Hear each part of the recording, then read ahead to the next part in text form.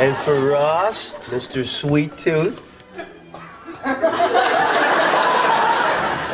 You got me a cola drink? And a lemon lime. Well, this is too much. I feel like I should get you another sweater. And last but not least, the rib for your pleasure. This is insane, you guys. Yo, this is sexy, man. Broadcasting live from the internet, it's Tuesday night, and this is the PanelsOnPages.com podcast with your host, Lee Rodriguez. At the end of the day, babies are terrible people, and I'm not sorry for saying it. Jason Knize. Motherfucker, I won best costume! Jose Guzman. Yeah, I know nothing about Firestorm, except for his hat's always burning. And Kelly Harris. Boy, love, it appears we got a penis in the mail. I glued my fucking eyes shut! I just want to see all these Yelp reviews of Jose's jizz.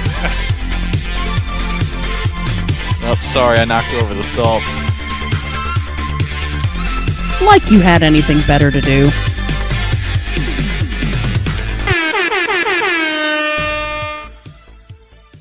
What's happening, everybody? Today is Tuesday, December 4th, 2018, and this is episode number 449 of the PanelsOnPages.com podcast.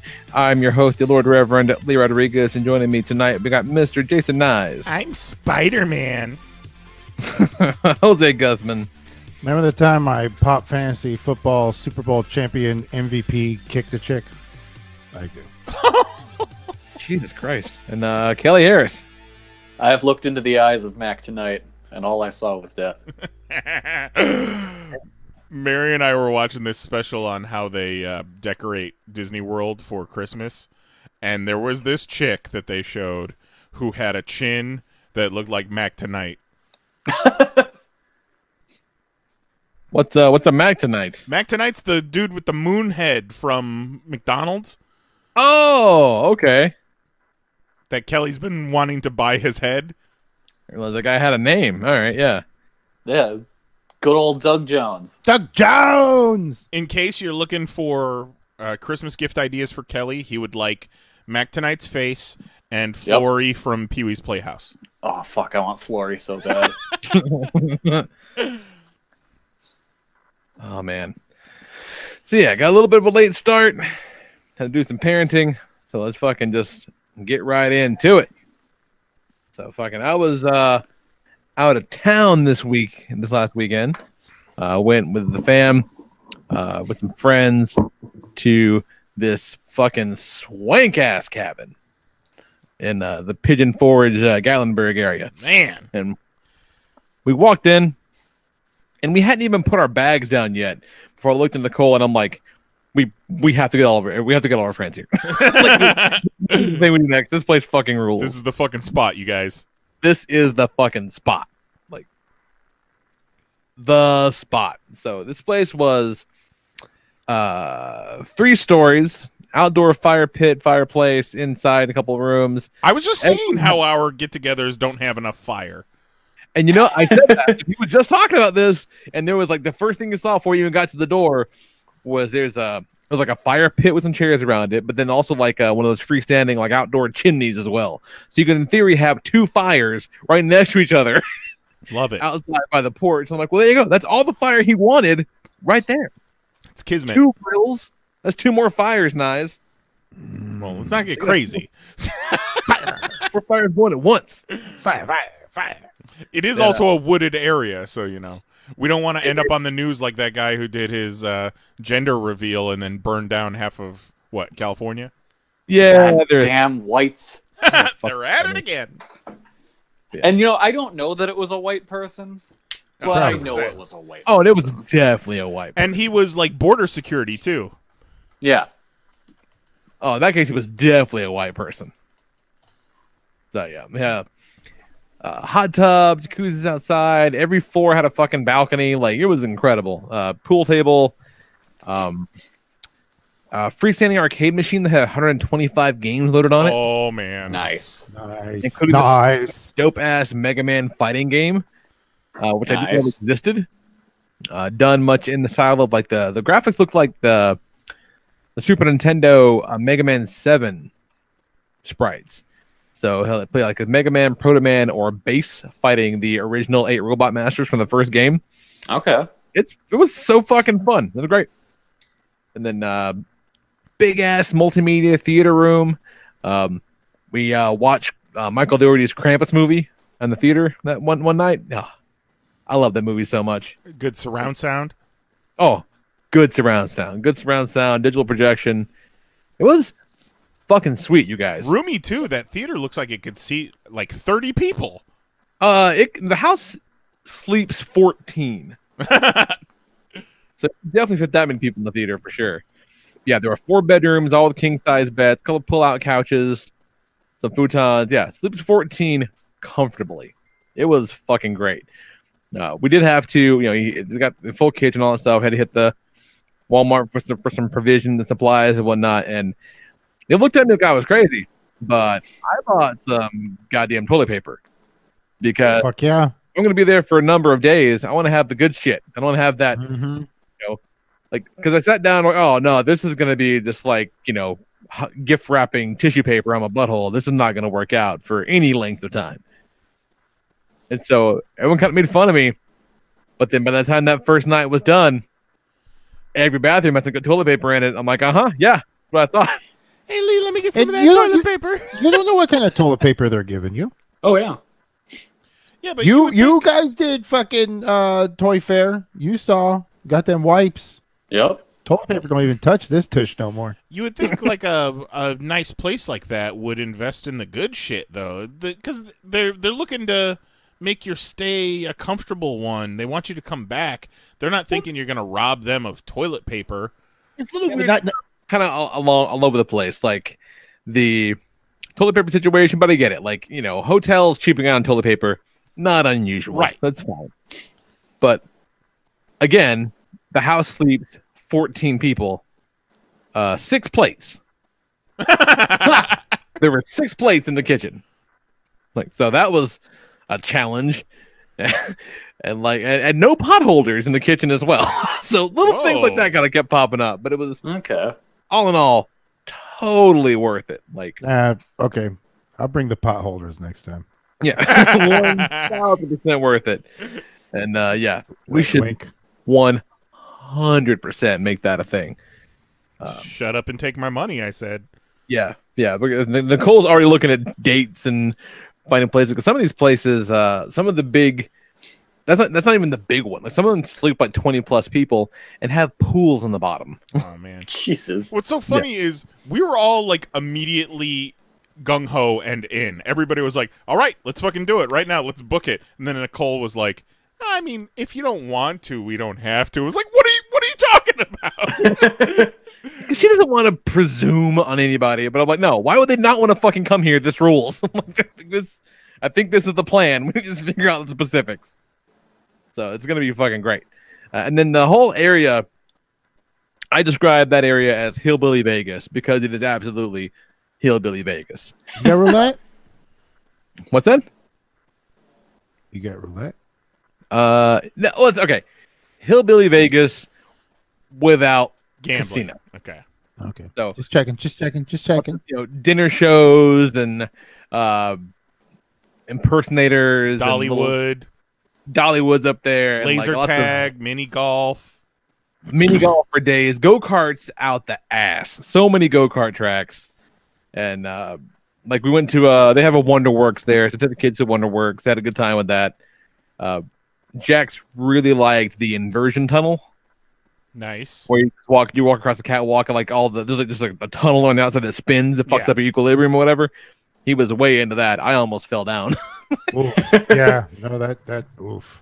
Those are Yeah, fucking we had a good time with it. It was really good. Like I said, went with some friends, and we had a good time. Although I was really glad by the time the weekend was over to only have the one small kid, because man, having 3 small kids for a number of days is a challenge. Oh no, thank you. Yeah, because they have two boys. One is 3, one is 2, and she's 3-man pregnant. bubble bath. She's pregnant. We'll have another one in February. Oh, no. She's gonna have like a 4-year-old, a 3-year-old, and an infant at one point. And I'm like, how do you wake up in the morning knowing that it's gonna be your life in the very near future? And she's like, I had a big family. It's gonna be great. I'm like, yeah, I'm just sterile. Sterile. And I'm real happy about it. Can't do it anymore. Sterile Daryl. Sterile Daryl. But stuff comes out, doesn't make babies. No. Yep. I don't be tickling or nothing. All party, no business. None. It's good. Yeah. It was a great time. Had a fucking blast. And can't wait to take you all there. Because it's going to be super fucking fun. Yeah. That's he's going to show us how sterile he is. Yeah. Just see it in person. You had me at Vegas. Yeah, that's the thing. It's like we were talking, and it's like, that's the kind of place where, and again, I likened it to Vegas very much, in that you can spend, as much or as little money as you want. You can do Vegas on the cheap. Like you can do Gatlinburg on the cheap, or you can spend a shitload of money, kind of depending on how you want to roll, because there's so much shit to do. But in a place like that, you can also just kick back for several days and be totally fine too. It's one of those kind of joints. It's good. It's really, really good. It was a good little pre-holiday recharge. It was nice. So it was very, very pleasant. So what the fuck's going on with you, Kelly? Not much. Been playing some video games. Still playing through Pokemon. I really don't like the catching mechanic. Why? Like what? I mean, like it's just how bad could it be? I'm just curious. I don't know anything about it really. Kelly's more of a pitcher. Yeah, makes sense. It's annoying as hell because again, you don't battle the Pokemon. You do the Pokemon Go, throw a ball at them, and hope it says it catches them at the right time. Wait, what? Pokemon. Yeah, so in Pokemon Let's Go, you battle Pokemon in like trainer battles, but when you're catching them, there's no battling. What you do is you use a lob a Pokeball at them while like a circle gets smaller, and you have to hit the center of the circle at the right time to get a rating of nice, great, or excellent. Oh, no, sweet. How do you gain XP without? Most of your experience is gained from catching Pokemon, which means you have to catch a shit ton of Pokemon. And when you don't like the experience of catching Pokemon, you don't want to catch Pokemon, so all of your Pokemon are underleveled. Oh, that sucks. Yeah, so that's kind of where I'm at, where like I'm getting through the game, but I'm starting to struggle in the battles. Huh. Because, boy howdy, can I easily go through 10 Pokeballs per Pokemon I'm trying to catch. Oh, that's not acceptable. And luckily, I play on handheld, so it's easier, I guess. Because if you're playing like on your TV, you can only use one Joy-Con at a time. Like, so you're walking and your buttons, that's all on the one controller. But again, you don't hold it sideways, you can only hold it straight forward. Because they want you to hold it a certain way, so when you're playing on the TV, you have to use motion controls to throw the Pokeballs to catch them. Oh, no. Mm-hmm. That's why I would never recommend playing it outside of handheld. That sucks butt. Yeah. I mean, outside of that, like, it's a gorgeous game. It's easily the best looking Pokemon game that's ever come out. Yeah, as well it should be. It sounds great. It looks great. Like I really like most things about it. But there's just that big hurdle to overcome. So it sounds like you can definitely play it any way you want, but if you pony up for that fucking Pokeball peripheral, you'll have a better experience. No? I know somebody told me it sucks. A lot of people that I've talked to that have used it have had problems with their hands cramping up while they're using it. Oh, you fucking babies. It's Pokemon. It's Pokemon Well, it's not also- digging a ditch. Oh, dude, I got cramps. It's way smaller than you expect it to be. Yeah, that's what I tell my wife.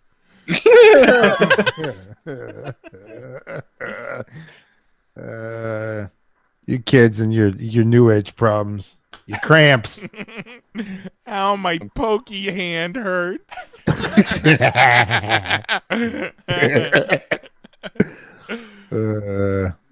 You guys are not taking Pokemon seriously. The hell you say? I'm thinking of all kinds of serious. We need to Come get on. Detective Pikachu on the case of the giant pussies. Oh man, I need to finish that game. Yeah, I did not get the Pokeball Plus because it looked like it sucked. Oh, my hand. My hand hurts from too much Pokeballing.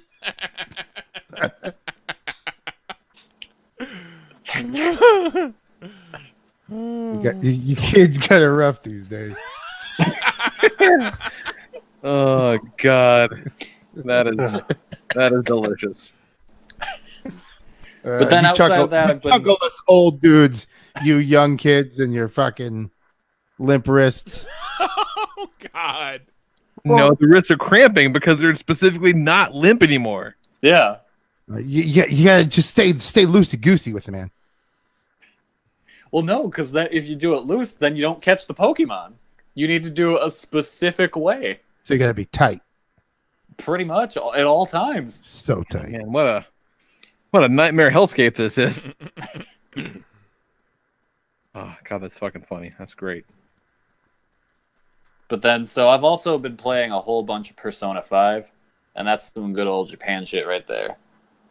Nice. But I'm also at the point now where I think I fucked up, and I might need to start over. And I'm like 6 hours in. I don't want to start over. Oh no. Sometimes you Yeah. got to though. Yeah, I know. So I have to face a crossroads. You ever play XCOM? No, I've never played any of those games. But that's one of the games that are like, if you spend the wrong kind of money, Yeah. it's very limited. Like you can fuck yourself to the point where you might as well restart. It doesn't matter how much Yeah. time you put in. Like to save yourself, you'd have to go back so far. You might as well just. Oh God, that sounds like not fun at all. It's a challenge. It's like Alien. It's Alien chess because you know. Did you play Fractured Butthole? Yeah. You know that style of fighting. Yeah. The block moves. That's what this is, but a more in-depth, complicated version of that. All right.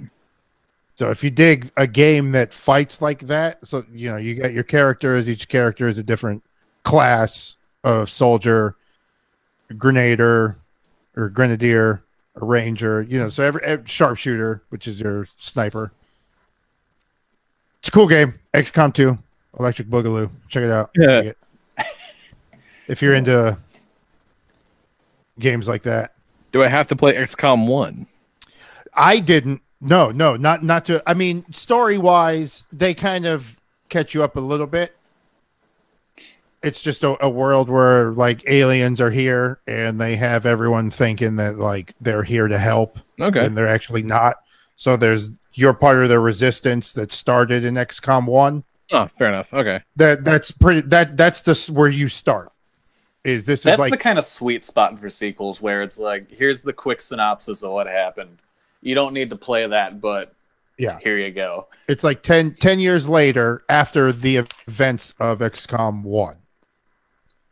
But that's the world you live in. And like, so you have a counter, like these squares that build up every time they build a facility. And then when those squares fill up, then you have a 20-day countdown.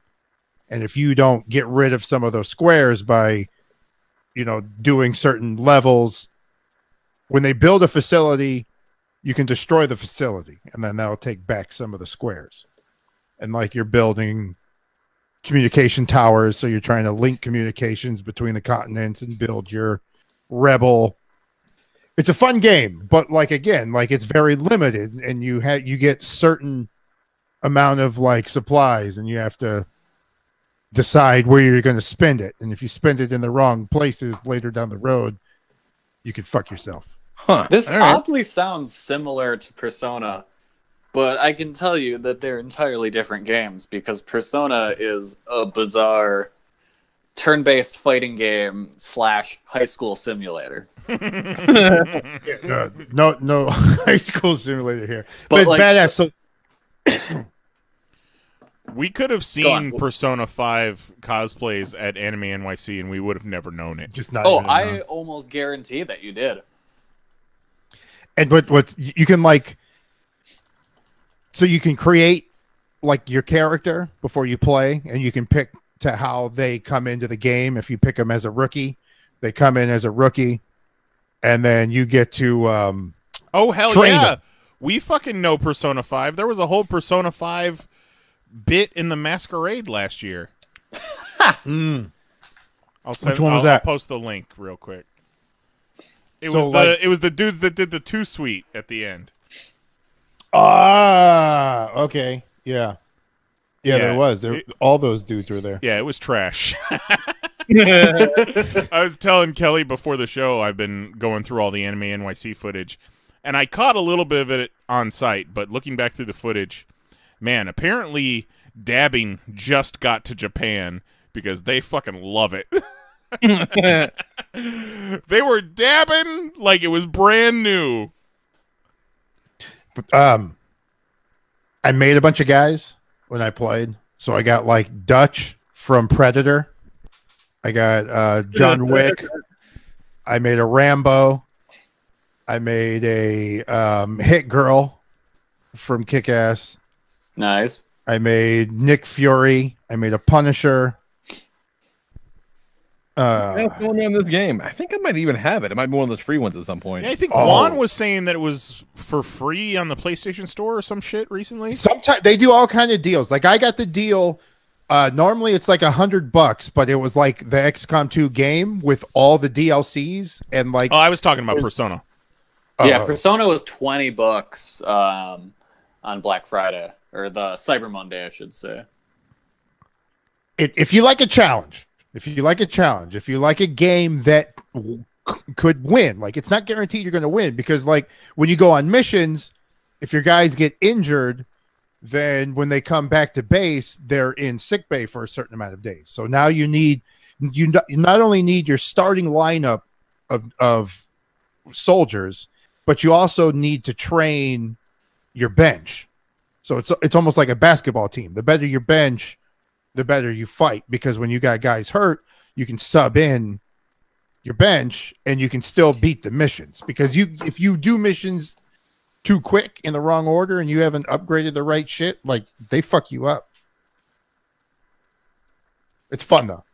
Huh. All right. XCOM 2. Check YouTube. Watch a couple videos on it. All right. I'll send you a link to a video. This guy, he sets you up the right way, so you can get All right. you have the beast. I'm into that. But yeah, what I might have fucked myself on with Persona is, so what happens is, you're going to school and you discover that the volleyball teacher has this shadow persona in his heart that he is not aware of. But in this other realm, he turns the school into his castle of desires, where he just like beats on the volleyball team just because he can. And we've all been there. Yeah. But he's just like the biggest tool in the world, and he's going to try and get you expelled. So what you need to do is go into his dream castle and steal his shit so it fixes him and makes it so he's not going to get you expelled. That's just the first chunk of the story. So what happens is, up until you infiltrate his castle, you need to like do shit around town to kind of get yourself ready. Like you need to go work at your job to get money, and then you need to take your money.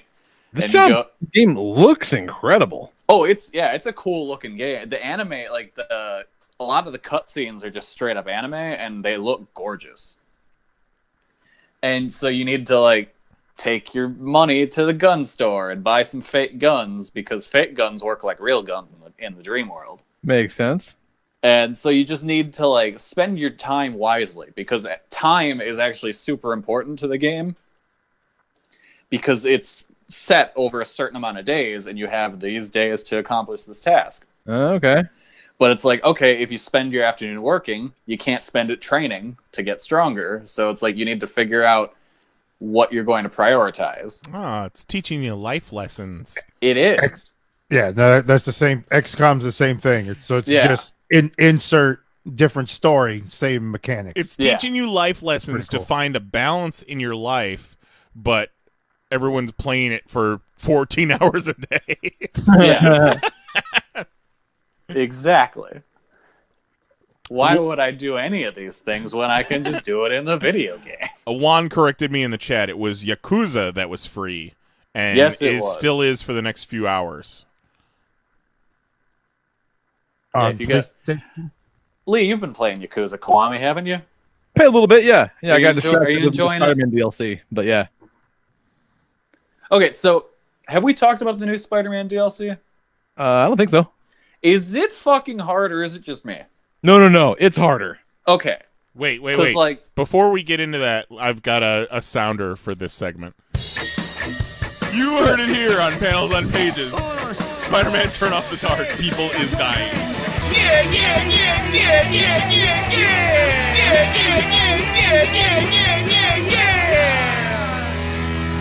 Thwip. Classic. Thanks, Ronda Rousey. You tell him, Jared. Jose thought it was Jared the entire time. That's fucking great. Like, no, motherfucker, right. Like, you were on that show. Yeah. All the like base infiltration missions, like, and they throw so many fucking bad guys at you. Yeah. And then you have the dudes with those shields that charge at you that take out like a quarter of your health bar. The shield guys, and then the fucking the minigun dudes. Yeah, yes, it is definitely harder. Like 100%, it's harder. Yeah, I'm glad you said something. No, it's hard as fuck, and like I was happy. I was kind of happy when I was done with it. It's tough. I was also pretty psyched that during this DLC I platinumed the main game. Nice. Yeah, this sweet Persona 5 trailer looks neat as fuck. It's cool. It takes a little bit of getting used to. In all honesty, the opening hours aren't that fun. Like, the first 2 hours aren't super fun because you're pretty much just watching the game, and any bit of game you're playing is like things they're telling you precisely to do. I felt that way when I played the first little bit of Yakuza Kiwami. I'm like, all right, when's the game come? It's one of those things where it's like they need to teach you how to play the game, but they go too hard into it. But yeah, I've been having fun with Yakuza, with Persona. I kind of wish I had read up on some kind of guide before I had started it. So, but I think to get through what I'm doing now, I'm probably just going to lower the difficulty and see if that fixes it. Dig it. So what's going on with you guys? We didn't do a show last week because you had to not go to a thing. How'd that go? That's a. But hey, he made a friend. He did make a friend. It's true. Yeah, we went to a thing. It just was a lot shorter than we expected it to be. Oh man, I cannot imagine the fucking just bummed out honkies. So one guy behind me said, "I hope he dies in his sleep." What the fuck? Oh my god! What the fuck? Okay, so before we get too far into it, last Tuesday, I had tickets for me and Mary, and I had gotten them for my mom for Mother's Day. So we brought my mom and my dad to see Elton John, and Jose and his lady also went. Elton John's farewell tour. He's doing a 3-year farewell tour. Farewell to the Yellow Brick Road, and it'll be his last tour. And he made his way to Orlando at the Amway Arena on Tuesday night. And man, we all. Or did he say bye? My folks come by. We go out and get a nice dinner. Then we head out to the Amway. Traffic's a little nuts. Getting into the building's nuts. A lot of white people. A lot of fucking honkies. Like more honkies than I've seen in a while. A lot of boas. Yeah, and everyone is already 2-3 drinks in. And the show is supposed to promptly start at 8. Like, we even got an email that's like, Sir Elton will be taking the stage at 8 o'clock. There will be no openers. Yeah, but it wasn't even, like, packed at 8. No, it wasn't. Because the traffic was so bad and getting people into the building was a mess.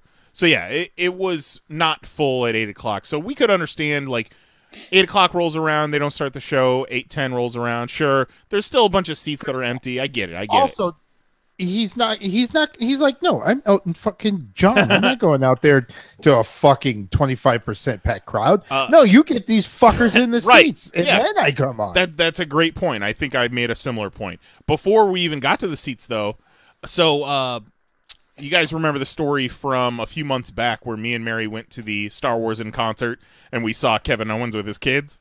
Yep. Yeah. So we went to fucking the Magic Kingdom a couple weeks ago and we stopped at the little Speedway gas station outside of Magic Kingdom as we're leaving to get some Powerades and shit. And there's fucking Kevin Owens again. And looking great. Like, he's been injured. He got surgery on both knees, but he looks fucking slim. He looks like he's moving around good. He's got some Kerouac hair going on. Look great. And I said to Mary, I'm like, if we see this motherfucker in public again, like, we're officially best friends. Like, that's what's happening. So we're walking around the concourse of the Amway Arena, and here comes Kevin Owens and his wife. I'm like, holy shit, I should say something. So just as we're passing, bro, we do the same shit together. I know, he will block you on Twitter if you play games. So, like, I didn't want to bother him and his wife on fucking date night. So just as we're passing, I'm just like, hey man, big fan. And he said, thank you. And we are now best friends. So, all right, good to hear. So we get to our seats and, man, this fucking foursome of, I'm assuming, office friends sit down next to me, and they're already drunk, spilling their shit everywhere. I said to no one in particular, like, if you were a single dude, you could fucking clean up at this Elton John show, because chicks were ready to get wet and wild.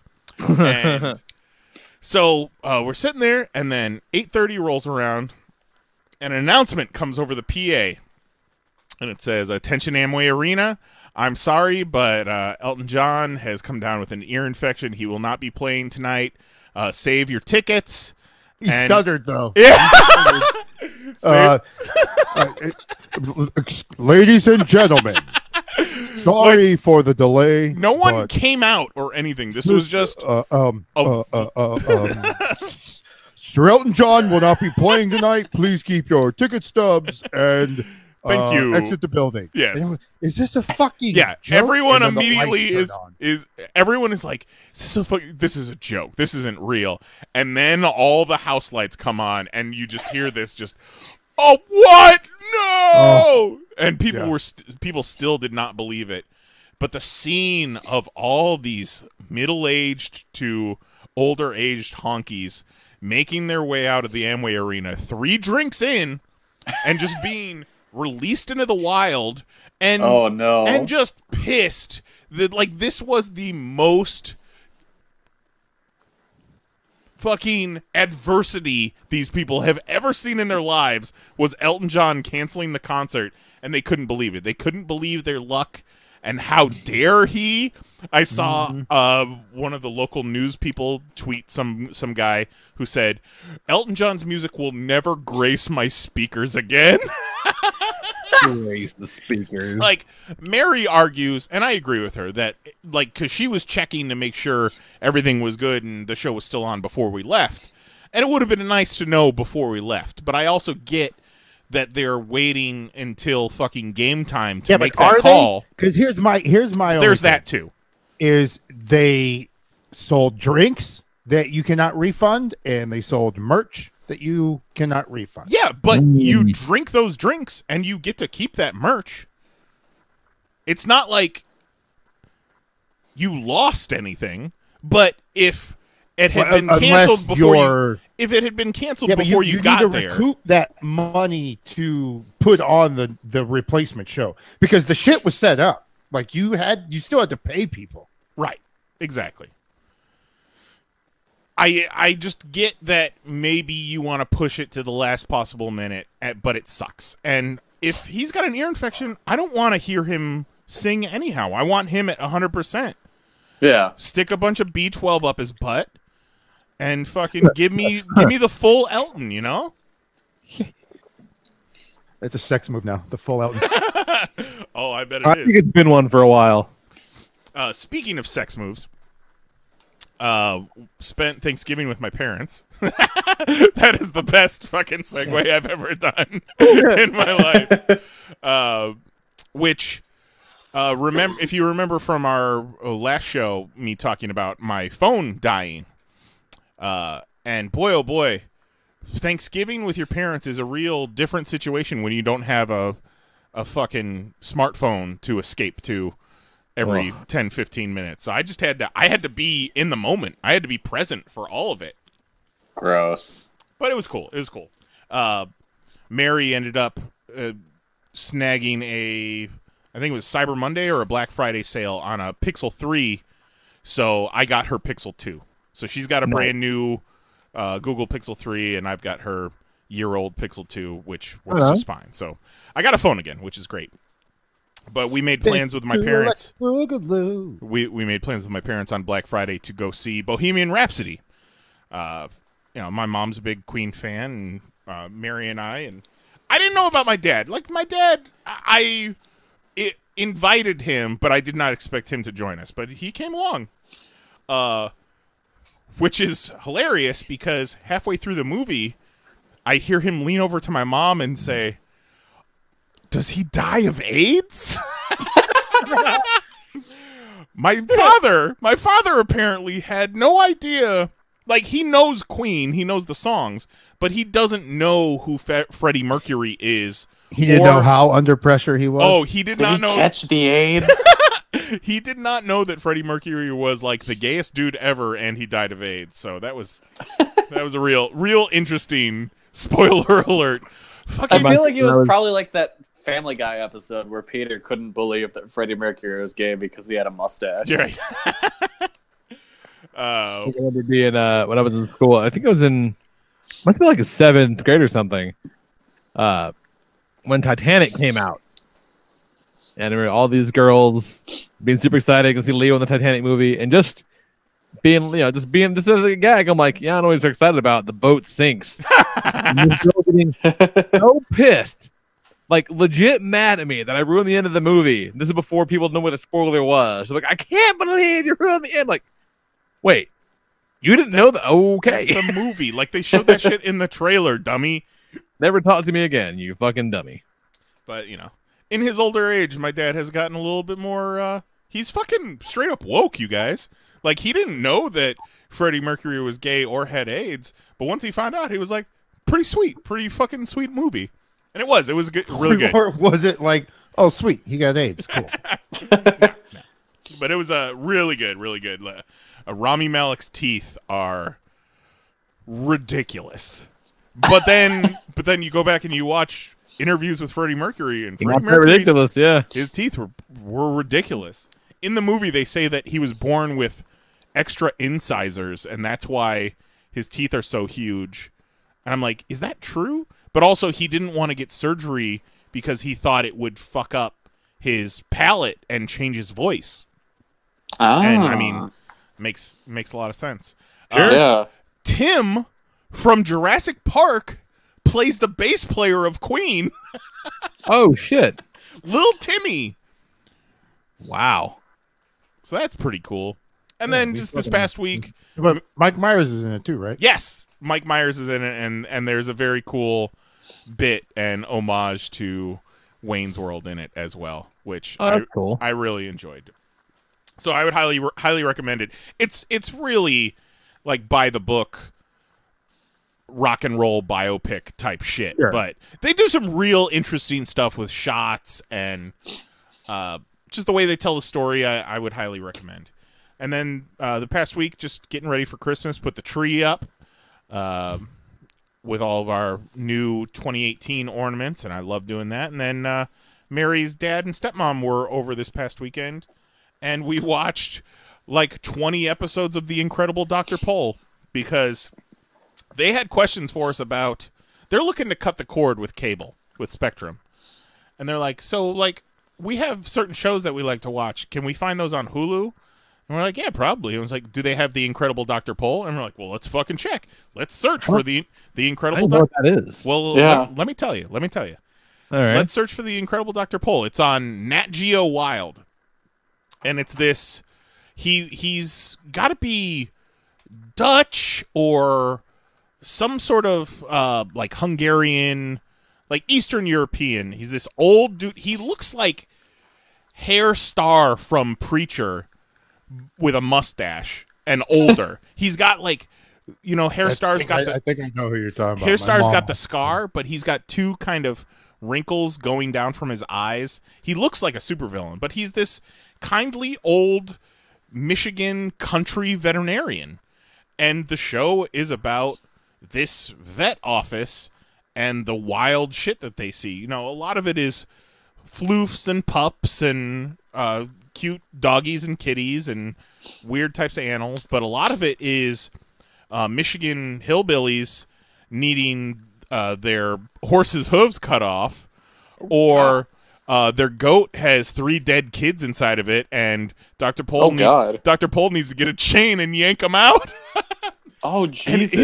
And it's graphic. Like, if you're into horror movies and gore, Dr. Pol is where it's at, because they show everything. And I was watching it with my father-in-law and Mary's stepmom. I'm like, you guys watch this on the regular? At one point, I almost dropped my first F-bomb in front of them. This show is so insane. But it's on Hulu. So wait, is this it's a reality? It's a reality show, yeah. Yeah. I don't want to see dead goats. No, I like it in horror movies because I know it's fake. Well, it's not fake, but it's not dead goats every episode. Right. Well, I mean, it's like he had to save the mother goat by getting the they don't bad goats sugarcoat out. shit. Like, it's not all reality show fluff. The Did sad you put shit. a hand up like a cow's butt? This jerk off a donkey or something? This guy puts his hand into everything's butt. Sometimes he does it without gloves on. Ugh. And then, like, a few segments later, they show him eating something. I'm like, no. That's where the good chocolate. If I put my fucking hands in anything's butthole with no gloves on, I'm never eating anything again. It's bizarre. But it's got a lot of great characters, and this one doctor, Dr. Emily, is just stone-faced. Just fucking... Her heart rate does not jump above 10 beats a minute. And she will tell you like it is to your face, but you get a fluffy puppy around her, and she turns into a puddle of goo. That's hilarious. It's amazing. And then I just kind of wanted to bring these up real quick. So we got the new Captain Marvel trailer yesterday, and then Avengers title and trailer tomorrow. So I'm sure we'll Actually, be... I can't wait for the title to be Infinity War 2. Yeah. Infinity War 2. Infinity War 2. Fucking wait for it to be that. I hope the trailer is a troll somehow. Actually, Yeah. it's not coming out tomorrow. It's not? No, They because changed... George H.W. Bush died, and so like there's no mail tomorrow, and Good Morning America's changing shit. Yeah, fuck that we can't get mail tomorrow. I got shit I need to get. What? Why? I don't Just out understand of the connection between either of those observance? things, but since that old fuck You died, guys ever hear about how his wife kept a fetus in a jar? Oh, no. Yeah, I learned about this yesterday. So apparently, in like an interview with Matt Lauer, George Bush, W, was talking about how his mom once showed him this fetus in a jar. And she was like, "This was a miscarriage I had." oh no! And this is why abortion is bad. Wait, so I found a tweet from Good Morning America from November 28th that said it was supposed to happen tomorrow. Yeah, but then like today, I saw that they're not going to do it tomorrow. But then I found this article from another website that says, okay, there it is. So it's going to be Thursday instead of Wednesday. Yeah. Okay. Because breaking news, a 93-year-old man died. The best thing to come out of him dying is Sully the therapy dog pup. Did you guys see that? Yeah, that was sad. HW had a therapy dog for the past 6 months that did a bunch of commands for him. So the therapy dog's been like sitting at the foot of his coffin, his casket. Aww, like coffin is not appropriate, is it? Why not? What's more appropriate? Unless he's going to rise. And coffin definitely sounds like there's a fucking vampire in it. I know what you meant. And then Daredevil getting canceled. Yeah, and that's just because Disney's opening. We should have seen it coming. Right. I feel like it's definitely going to be. Well, they've got Jessica Jones and Punisher left, and they don't want to damage whatever viewers they're going to get from those, so they'll just wait to cancel both of those until those seasons are done. But I think the damage is already done. No way. They should have waited. They should have just not put. Well, I guess. That's what happens when you rush. Right. The Daredevil production team was already working on season 4, so it's not like they could have just put it on hold. Yeah. I have a good feeling we'll see those characters again. Hopefully those actors and continuing those stories. If we don't, I will be greatly disappointed. Yeah, I don't know. Some of the stuff I saw from some of the people, like the showrunners or whatnot, are like, yeah, no, like it can't in that iteration it can't go to the Disney thing. But then Marvel specifically, like a press release, said something about basically said, hey, you'll see Daredevil again. Right. Basically what it said. Haven't said that about anybody else, but right. So maybe that just means that he'll be in Spider-Man. Punisher, maybe. I don't know. Maybe. But it's a super fucking bummer. Like, okay, at this moment where I'm like, man, that's a super bummer. Granted, I haven't finished season 3 yet, but it's great. Which I'm surprised I finished before you guys. That's good shit. I'm just fucking busy, man. There's so much. Finish Punisher, God damn it. There's so much. But like, I got all butthurt and pissed off about it. Then I'm like, you know what? No, I'm just being greedy. I live in a world where there was basically 3.5 seasons of fucking Daredevil. Good stuff. Like, good shit. Yeah. Like, I can be mad about that. But it's an Age of Goddamn Wonders. Having it essentially, quote unquote, be in the same universe and having those characters never interact with the movie characters will be, I said it on Twitter, it will be the biggest letdown since Marvel sold off all their characters in the first place. If they don't make that happen, it's fucking trash. And if you look at Guardians 3 and James Gunn, and if the Netflix characters don't end up in the movies, like, it's a bad sign for where things are going. But I'm also very optimistic. Look at me go. Like Captain Marvel, gonna make $1 billion. That Captain Marvel trailer, I'm not watching it. You shouldn't, because it gave me way too many feelings that it looked a lot like Green Lantern. Oh no. That is not a favorable comparison. No. But I'm sure it'll be great. But it's got some Green Lantern vibes for realsies. You hadn't thought about it until you said it, but kinda. Huh. Let's see. What do you got going on, Jose? Let me tell you about The Good Wife. No. You're supposed to watch. You're supposed to watch The Good Place. Oh, I got it mixed up. So let me tell you about The Good Doctor. Here's what I did not know. It's a fucking scot-free joint. It was created by Ridley and Tony Scott. Really? Yeah. Well, that's the same thing. That was my same fucking reaction. Really? Did that what? Before he died? I guess he's still on the credits. Like they kept him on the credits, but this is years ago. So he must have started it before he died,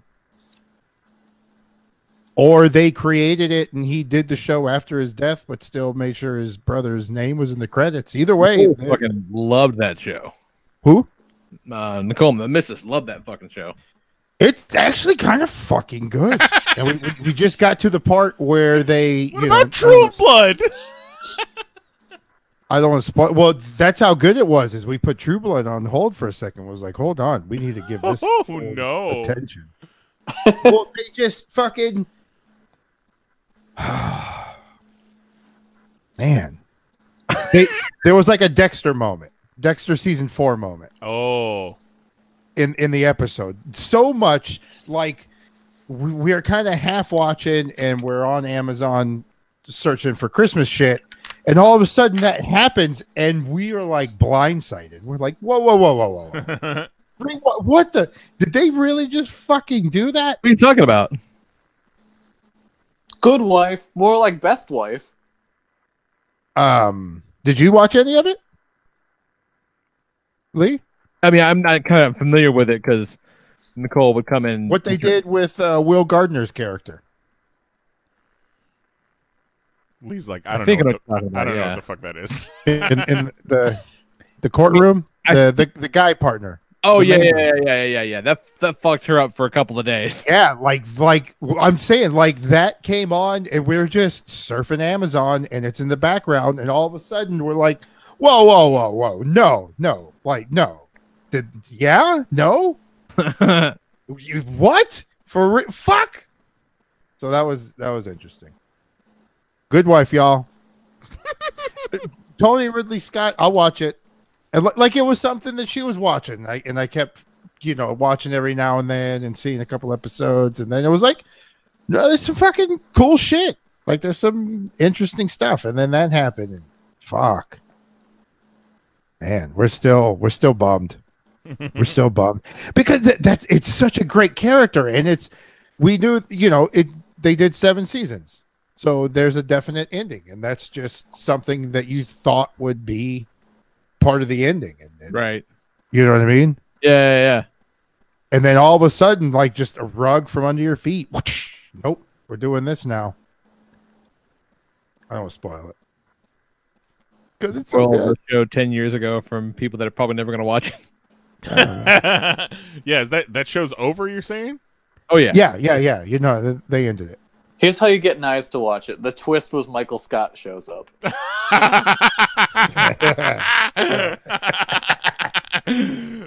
Well, yeah. So they did that with Will Gardner's character, and then they introduced the new firm partner, and it was Michael Scott. Oh my God. He's a lawyer now. That's why he left Dunder Mifflin. He left to become a lawyer. Yep. It's no longer. You forget the law firm name. Nelson LG. What's her fucking Nelson name? Murdoch and Scott. It's now Nelson Murdoch and yes, Scott.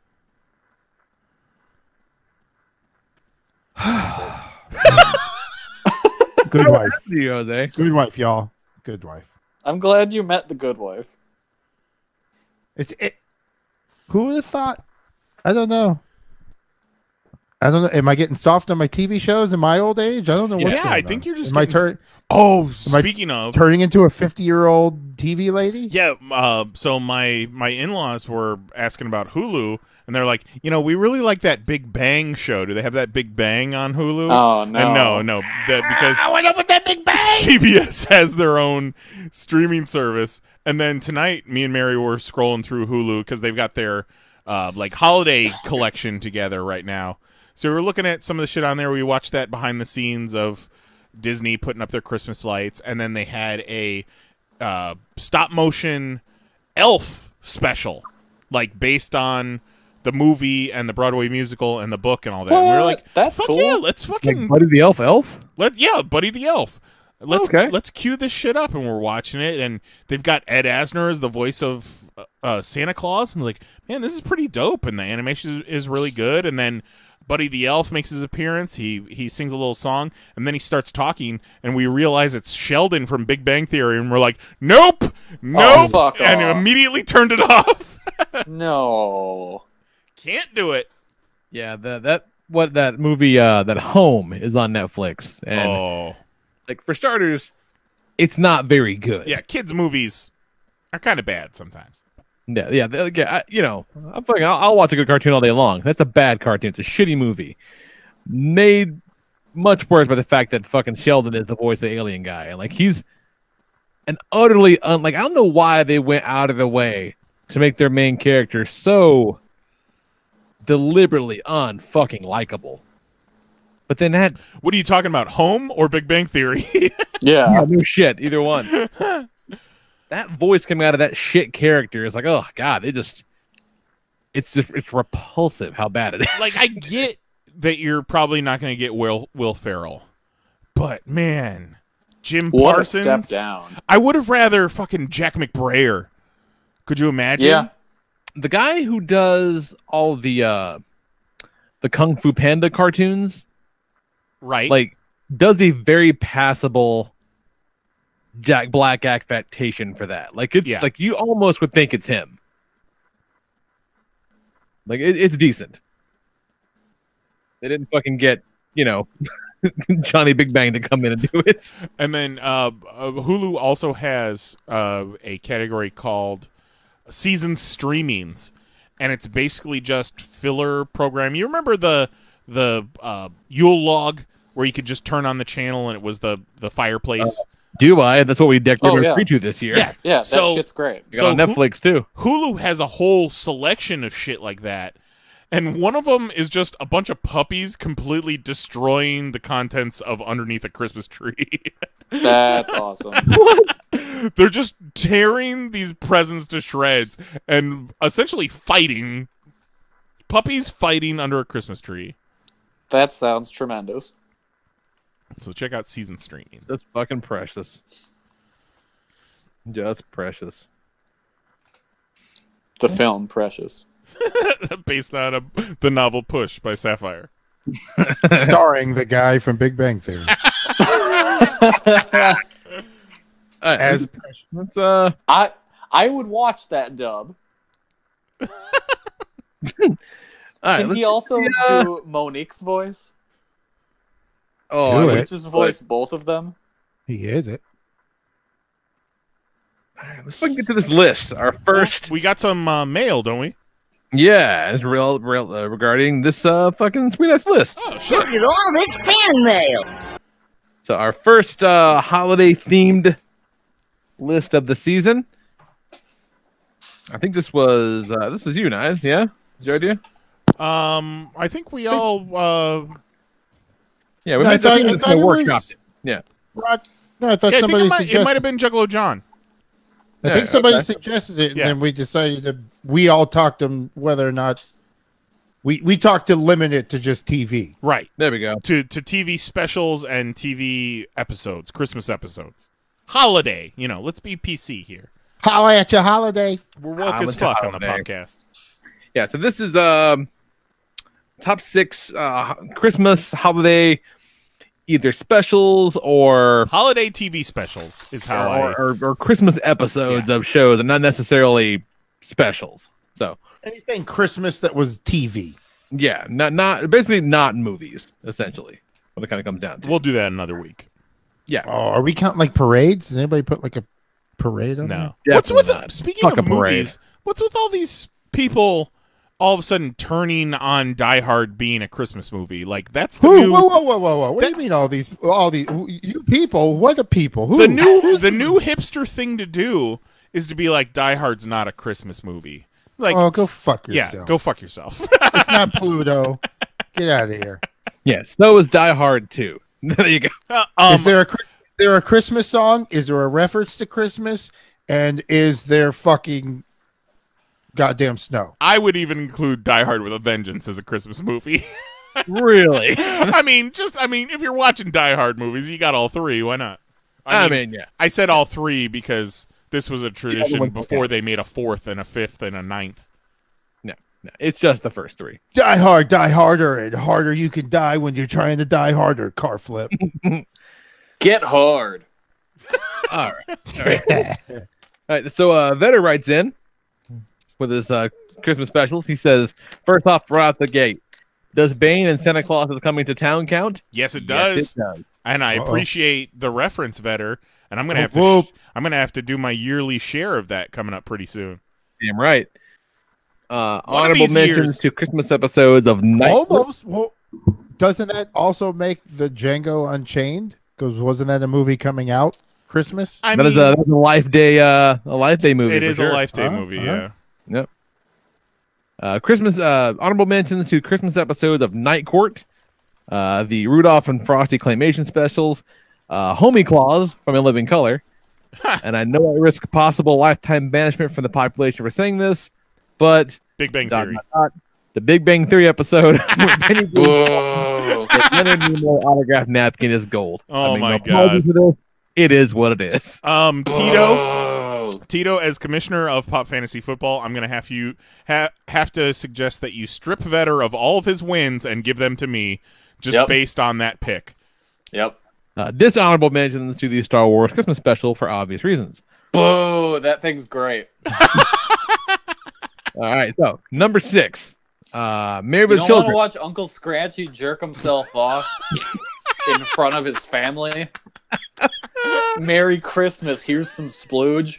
For what feels like 9 hours. Yeah, I need to watch like fucking Grace Jones or whoever the fuck sing a while I just crush myself. It was Diane in the living room. Carroll. It was Diane Carroll. Diane Carroll, that's it. Grace Jones is in Pee-wee. Just gonna fucking crush myself in front of my grandchild.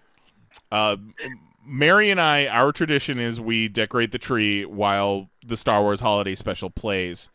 And we were finished decorating the tree, and Diane Carroll was still singing to Uncle Itchy. Good. It seems way longer. It goes than on forever. It takes him a while to finish.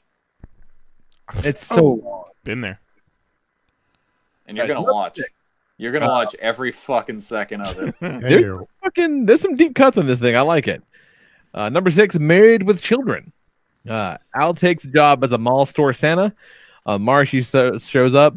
Hilarity and insults ensue, and the Bundy the No Man version of Frosty the Snowman song is forever stuck in my head this time of year. Man. Oh, wasn't it? Ooh. There was nothing quite like Married with Children.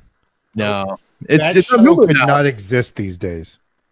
Yeah, like my favorite thing about Married with Children is that like Al never won.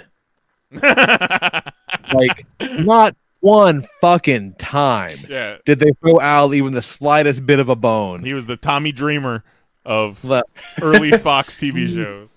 Never won. And never killed anybody. Number 5, the SNL Christmas specials. All of them crammed into one episode. What's Not to Love? I can't hear the song Most Wonderful Time of the Year without thinking of Will Ferrell and a Mark Jensen Family Christmas. Google it. Number 4, Tales from the Crypt and All Through the House. The second episode of the series and is one of my favorites. Wow. Right? That's what I'm saying. A woman decides to murder her husband on Christmas Eve only to have an escaped lunatic try to break into her house moments later. She can't call the police because, she just off the heavy. Classic horror with the Crypt Keeper twist and a Christmas message for the kids. Don't let Santa in.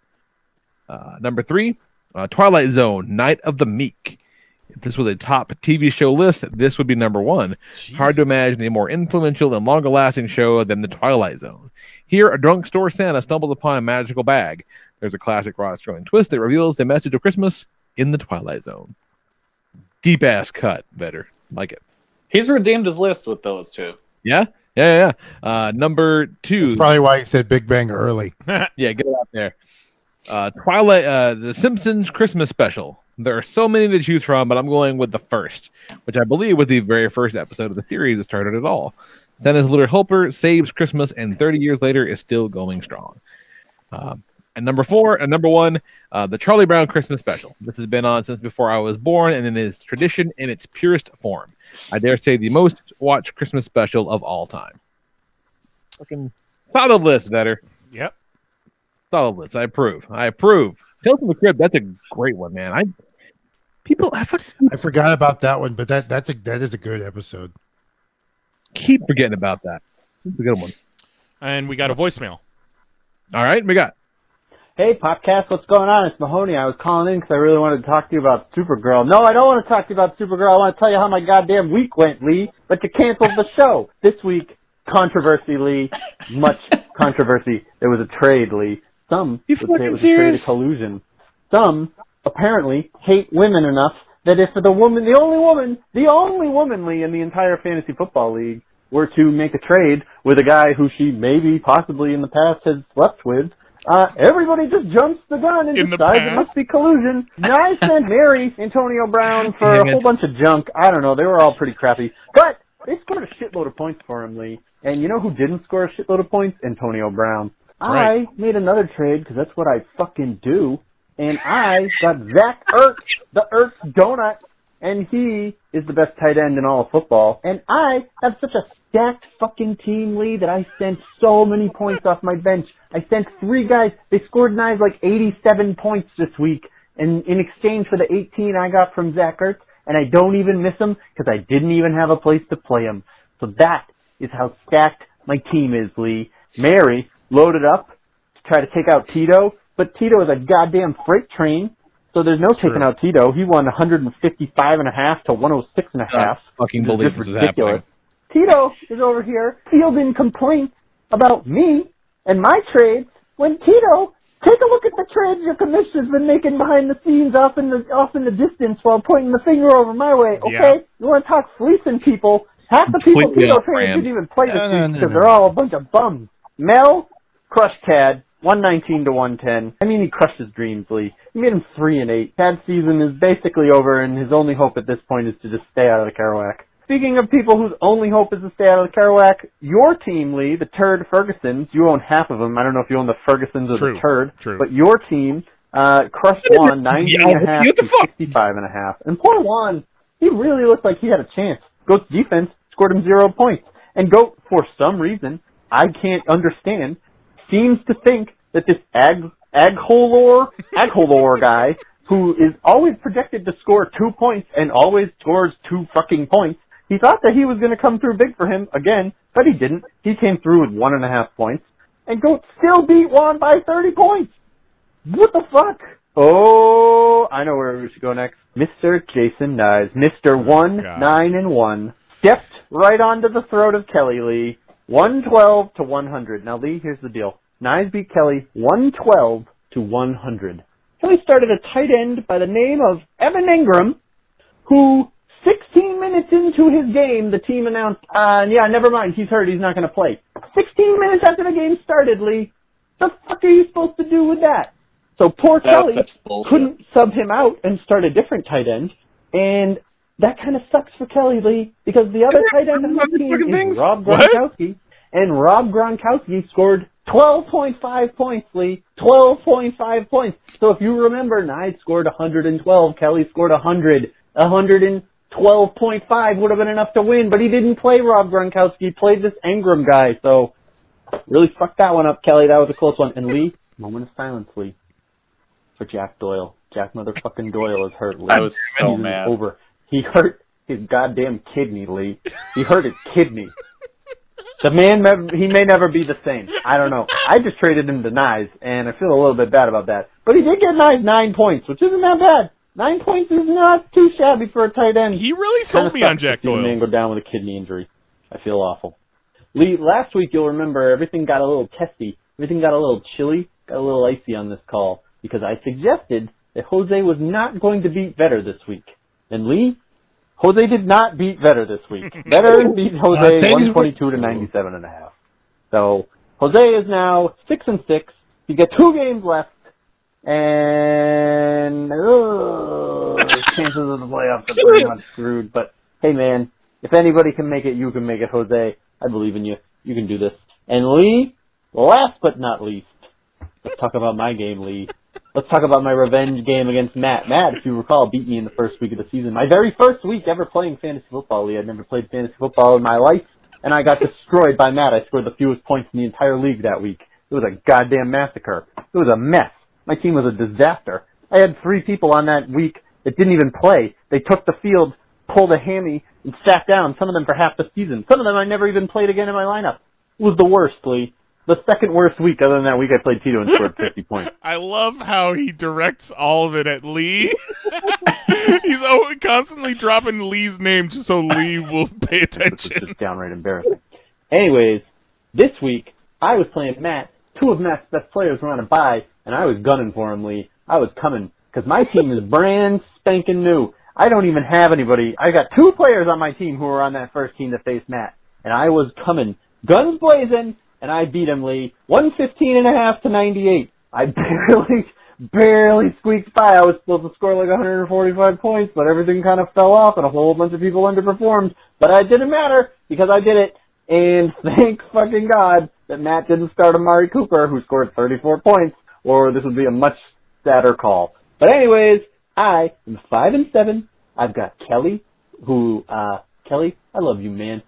I'm going to stomp all over you, Kelly. I'm going to crush you into a puddle. I'm going to hold you there like Wolverine and Dokken, okay? And then, Lee, the final week. I like how this went. I'll be 6-7, and I faced Knize. Because I'm going to just cry the whole time after I absolutely destroy him.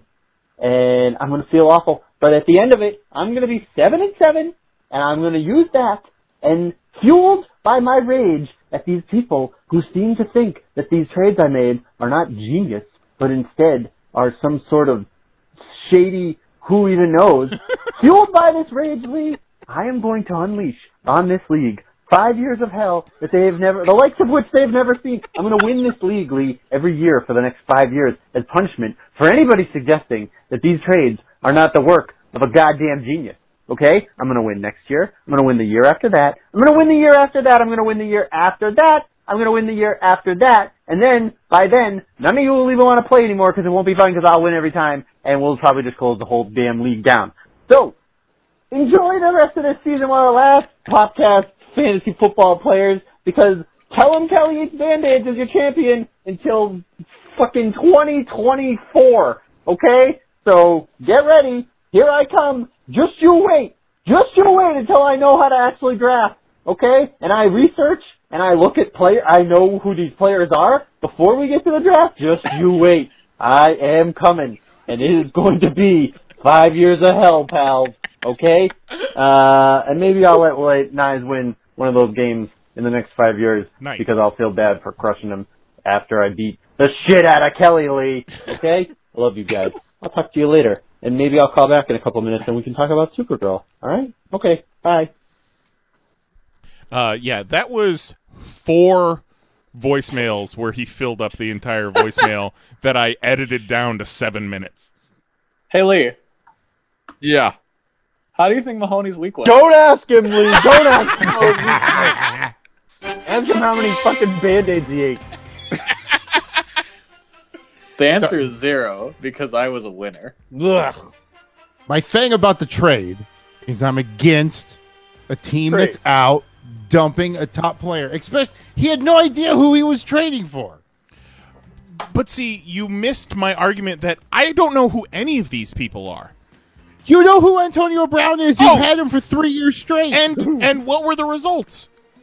Mary ended up losing, and I ended up fucking winning that week.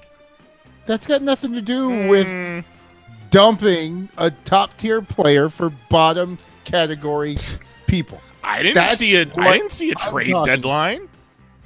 And who you don't know what deals I'm making behind the scenes for maybe future seasons? Yeah, exactly. You don't know what Knize was dumping when we weren't looking. That's the whole point.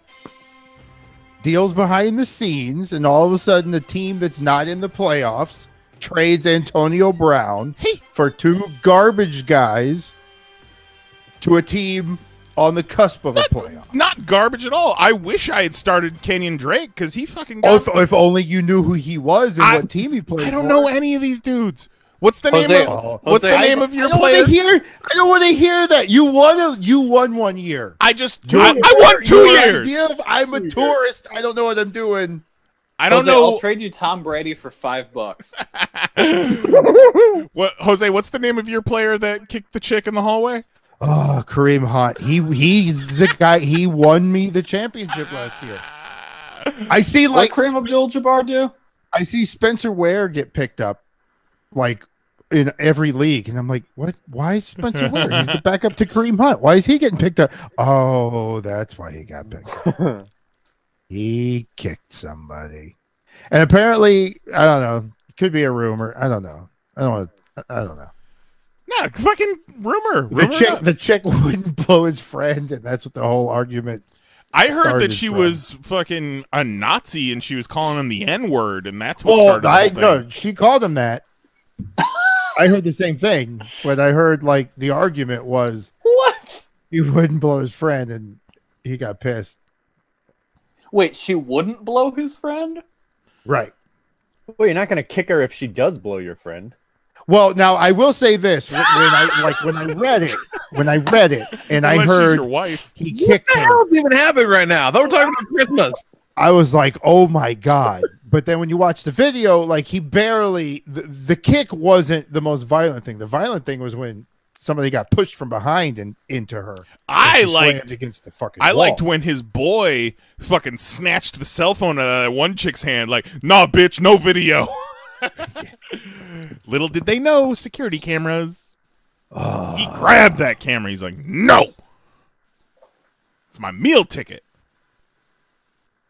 So Lee, Kelly's a goddamn dream crusher, Lee. Yeah, I am. I was gonna be 7-7, Lee. I was gonna unleash 5 years of hell, and then stupid Kelly had to come and beat me 103 to 97.5.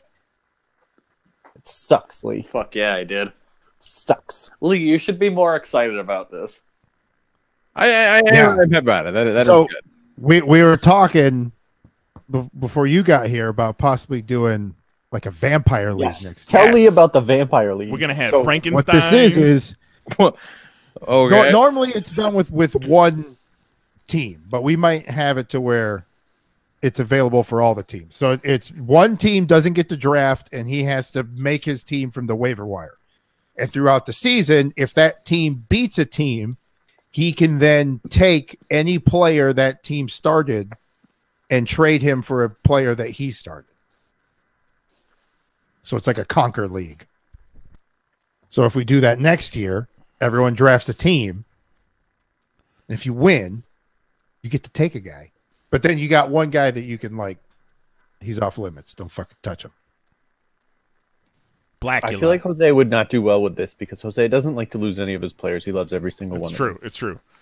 Well, Kareem Hunt used to be my fucking no way giveaway, but You would give that guy up in a second. 40 points a week out of your lineup in like a day and a half.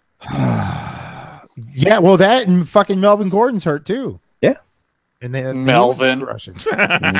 So pretty much, Mahoney's curse has happened to every player I have. It's true. Everyone I've ever offered a trade to Jose Because he did ask for Kareem Hunt. I was like, no, I'm gonna keep him.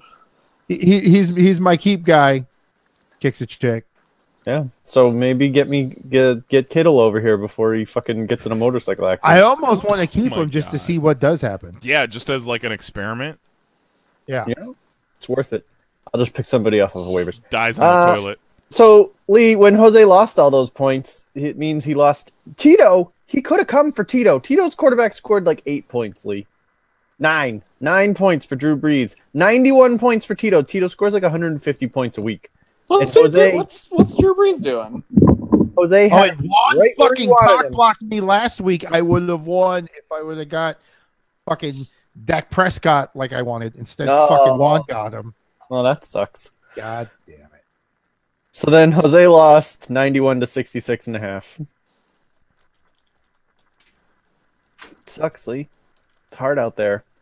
Lee said he'll be right back. So if we want to wait until he gets back to finish this, Let's all talk. Yeah. Let's do I mean, that's Christmas cool. until Lee gets back.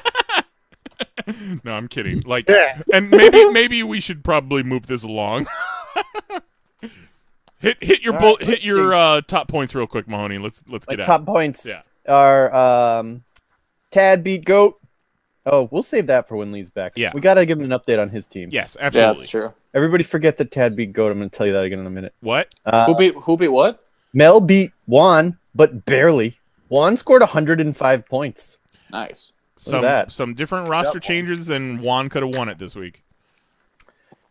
Matt beat Knize. Matt recovered in a big way from my revenge game, 124 to 85. But he did not beat me as badly as he beat me the first time, so I got that going for me. And Vetter beat Mary. So once again, Vetter won, Tito won, Matt won, Mel won, and then other than that, it's a crapshoot. Who knows? Because we're playing in a 4-team league. And then I found out I can't I might not be able to compete for the losers bracket. No, you can't. My heart Look, you is can broke. be in the loser. You can take my spot. I don't care. Yeah. I'll Well, give you. let's see. I'll give I'm you some coming of for my your losses. spot, Kelly. Jose, you're 6 and 7. And Tad is He's 4 garbage. and 8. So if you lose and Tad wins, no, you still because of the tie. Okay, you still- Jose, let me put this out there. If I'm in the losers game, whatever game you're in, let's match points. So if I lose the losers game, but I beat you in points, you're the loser. I like it. Are you the? Huh? Yeah, but what do you mean I'm the loser? No, the look- loser of what? So Knize is saying if The loser of the league. Yeah, but what are we Knize playing? winds up in the Kerouac. I'm Why gonna are we be calling in it the losers game all of a sudden. I thought it was the Kerouac. I'm- Knize yeah. winds up in the Kerouac. Yeah, I'm going to be in the Caraway. You don't know that. Okay. Knize winds up in the Kerouac, and Knize is saying if he loses to whoever else is in the Kerouac, but he scores more points than you In your game. in your game, whoever you play, whatever No, because game I don't you get to that play week. anybody. I'm not playing. No, for you anybody. play somebody. You play someone. Yeah. It doesn't matter. but You'll you play against either someone. you'll play either me or No, I'm not taking the chance to fucking go to the goddamn bottom of the loser You were just bracket. you want a chance to win the Complaining belt. about not being there. No, yeah, but, the whole but, time. yeah, but I had it misunderstood. I It got thought the too real. Sacco is the fucking the worst record. Yeah, it's the last place. It is not the worst record. It is last place. Right, the last place. If the Kerouac that- went to the person with the worst record, we would just hand it to Juan when the season started. Yeah. Thank God I got that one tie under my belt. Is Lee back? I don't know. Lee.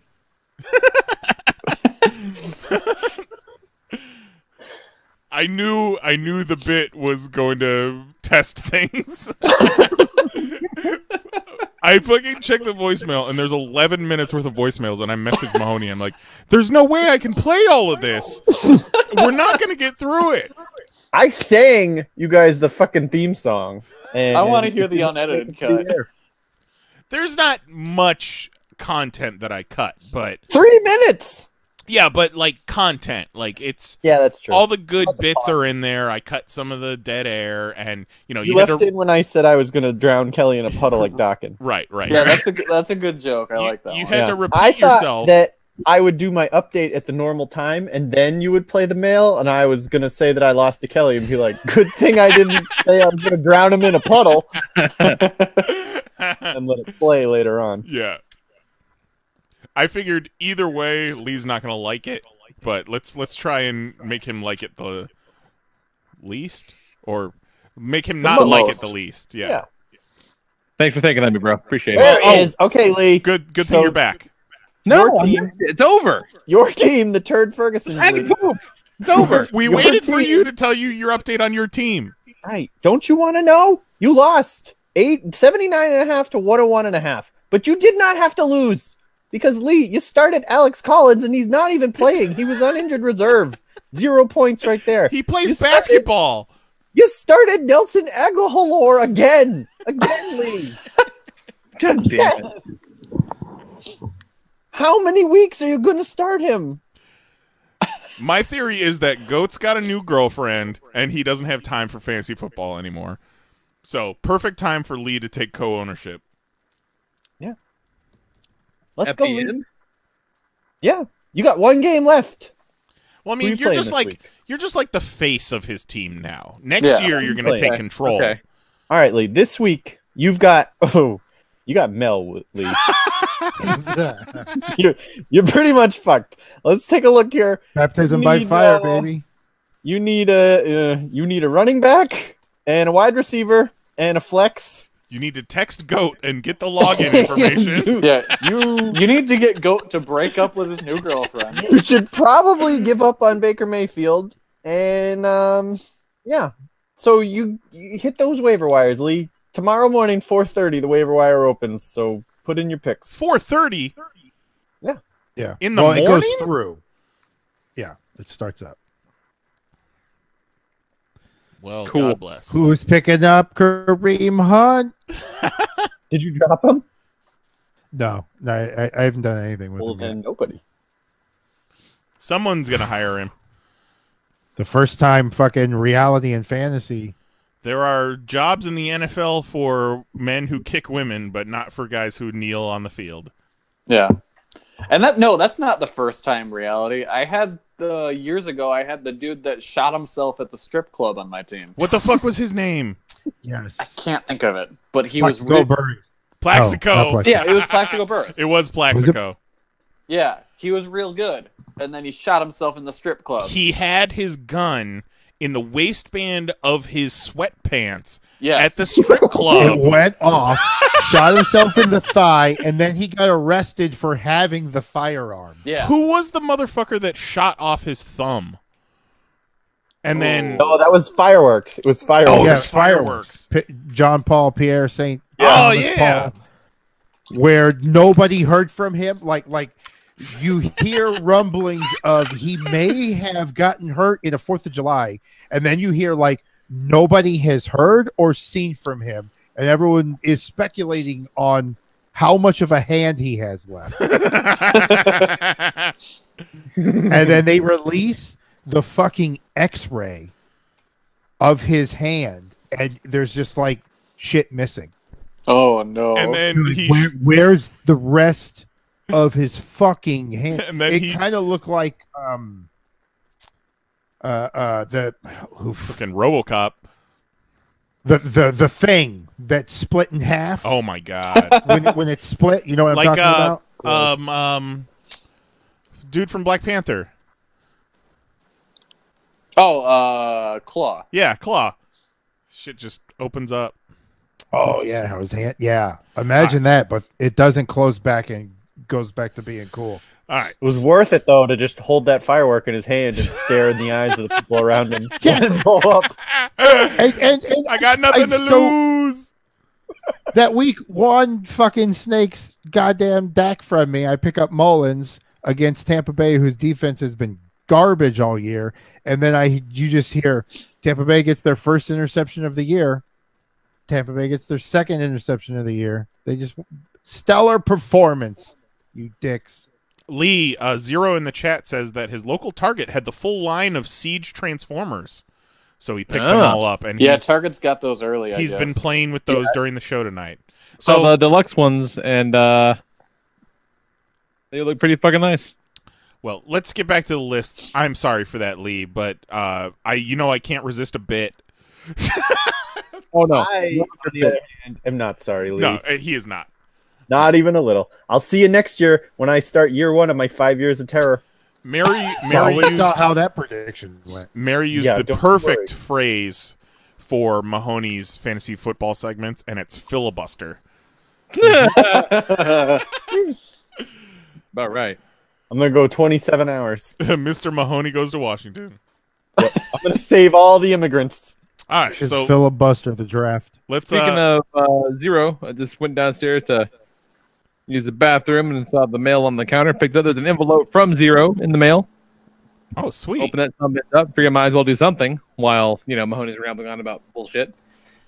And there's a little card from Mahoney from Zero. It says, "Merry Kwanzaa tricycle from Zero and Rob Liddell and Optimus Rob Liefeld, Optimus and Megatron." And it's a trading card.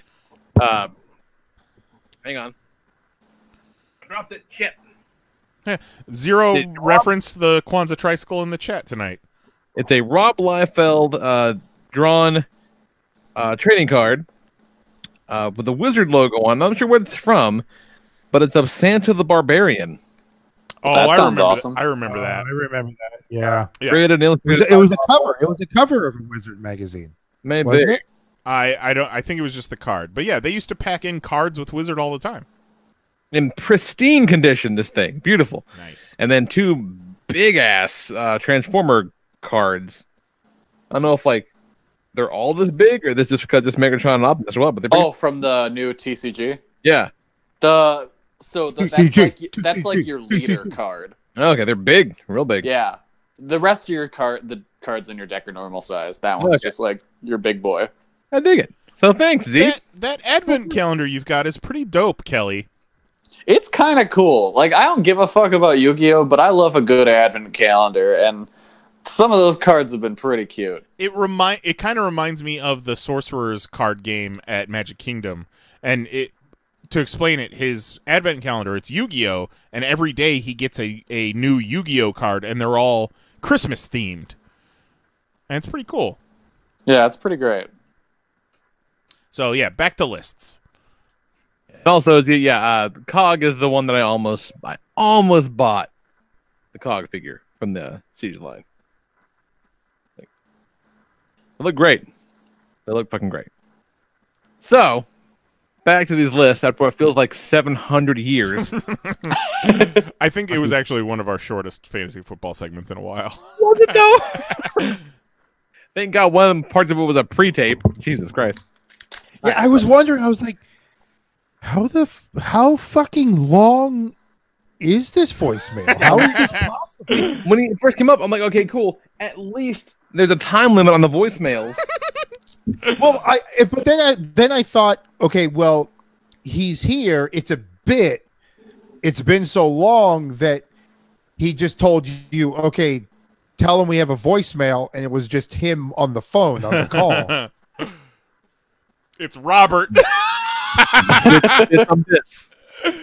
Fucking Jeez. Robert. Well, before you got on the call, Lee, I'm looking at the call and it says Robert. I'm like, who the fuck is Robert? And then Mahoney turned his camera on for like a split second, and it was like a peek behind the curtain. That's amazing. All right, so for my list, I got on there the Rankin Bass Rudolph, because honestly, it's the only one of those old Rankin Bass ones that I really like. But the rest of them are kind of fine, but that's the one I like the most. And a lot of stir about that this week. HuffPo posted an article about how it's problematic, and it is, but let's just fucking watch it.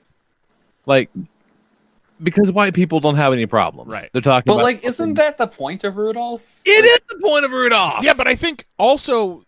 it's problematic because of the day and age it was made in. But also, if you look at it through the lens of today, there's a lot of parallels there. Oh, yeah. It's a fairly timeless story. Like, I don't pretend to know what they're all up in arms about, because I refuse to click on that bullshit. But sure, it's a fucking good story. It is the... No, fuck you all. And again, I don't know for a fact the author of that piece is white. But they white. They're white as fuck, man. 100%. Canceled Elton John concert white. Yeah, that's how white the person that thinks that Rudolph the Red-Nosed Reindeer is problematic. They hope Elton John dies in his sleep. When I heard that, I was like, oh my God. Wow. Everyone should have turned around and fucking intense. Just shamed that person. Like, fuck, dude. He's got, like, what would you have said if he did show up and fucking played and it was shitty because he had an earring? How do you go Well, then from... they hope he dies in his sleep because he sucks. How do you go from, I'm a fan of Elton John, I would like to see him live, to I hope he dies in his sleep? That's so fucking dark. People are fucking dumb. But yeah, they rescheduled it for March, so that's cool. Oh, then I really hope he doesn't die in his sleep. Right? And these are in no particular order. So next up, we got, I just lumped them all together. All the Teen Titans Go Christmas episodes. Never seen one of those. Oh, their Santa is such an asshole, and it's great. Like all those episodes are great. I'll even throw the second Christmas one in there. They try to trick Starfire into giving them all presents, and they create like Second Santa, this whole character that brings presents again. And of course, because that show is ridiculous, he's real. But yeah, there's a bit where like the Tooth Fairy and Santa go to war, and just again, he's just a shitty asshole Santa, and it's fucking great. Love that show, and the Christmas episodes are great. The Friends episode with the holiday armadillo, that's always a winner. I had never seen that, and then I just found that GIF randomly. I'm like, all right, let's go with it. No, holiday armadillo is a good time. We're gonna go the Invader Zim, most horrible Xmas ever, because they really lean into the bit where there's like a framing sequence with a talking snowman. And it's one of those great Zim episodes that ends with basically the end of the world because there's a giant, horrible Santa monster that lives in space. Because why wouldn't there be? And it's the last one that they showed, and they showed it kind of out of sequence. They shit canned the show, but I guess they had enough of that one done or whatever that they finished it. But there's like there's a little Mini Moose character is there. You never saw where he came from, and I guess they had just enough time to address it to the point where Zim's like, "Yeah, that's Mini Moose, my other sidekick who's been here the whole time." They fucking go along with the episode. It's great. It's got a good song. It's good Zim stuff. Then we're gonna go with Brooklyn Nine-Nine's Yippee Kayak episode. This is where Jake gets to do Die Hard. Oh shit! Yeah. Fucking love that episode. And then last one is the Kyoryuger Christmas episodes. That's what would become Dino Charge Power Rangers in the US. The Christmas episodes are great because I think they may be the only episodes that have the entire. They have all of the robots in those episodes. They're fighting all over the world, fighting the Debos monsters or whatever the fuck. So you get all the robots, even the one from the movie that like shows up in 3 episodes of the show. So fine, that's great. But then also, there have been Christmas episodes and kind of holiday themed monsters or whatever, and that's fine. But Debo Yana Santa is the fucking greatest Christmas themed monster I have ever seen in these fucking shows. I'll throw them in the Facebook chat so you can see him. A Whatty Santa? Yana Santa. Debo Yana Santa. All the monsters in that show had Debo in front of their name. Oh, but I Yana thought like Santa, Debo from Friday. But he's got a... Oh, that's dope. He's the fucking best. His head's a chimney, and his like beard and mustache are like the smoke coming out of the chimney, and his weapon is a Christmas tree. But what you can't see in this picture is that on his back, he's got like a turkey on his back. And the way the turkey is positioned, that's like he fucking jetpacks around on a turkey. And he's got like a 1 on his face.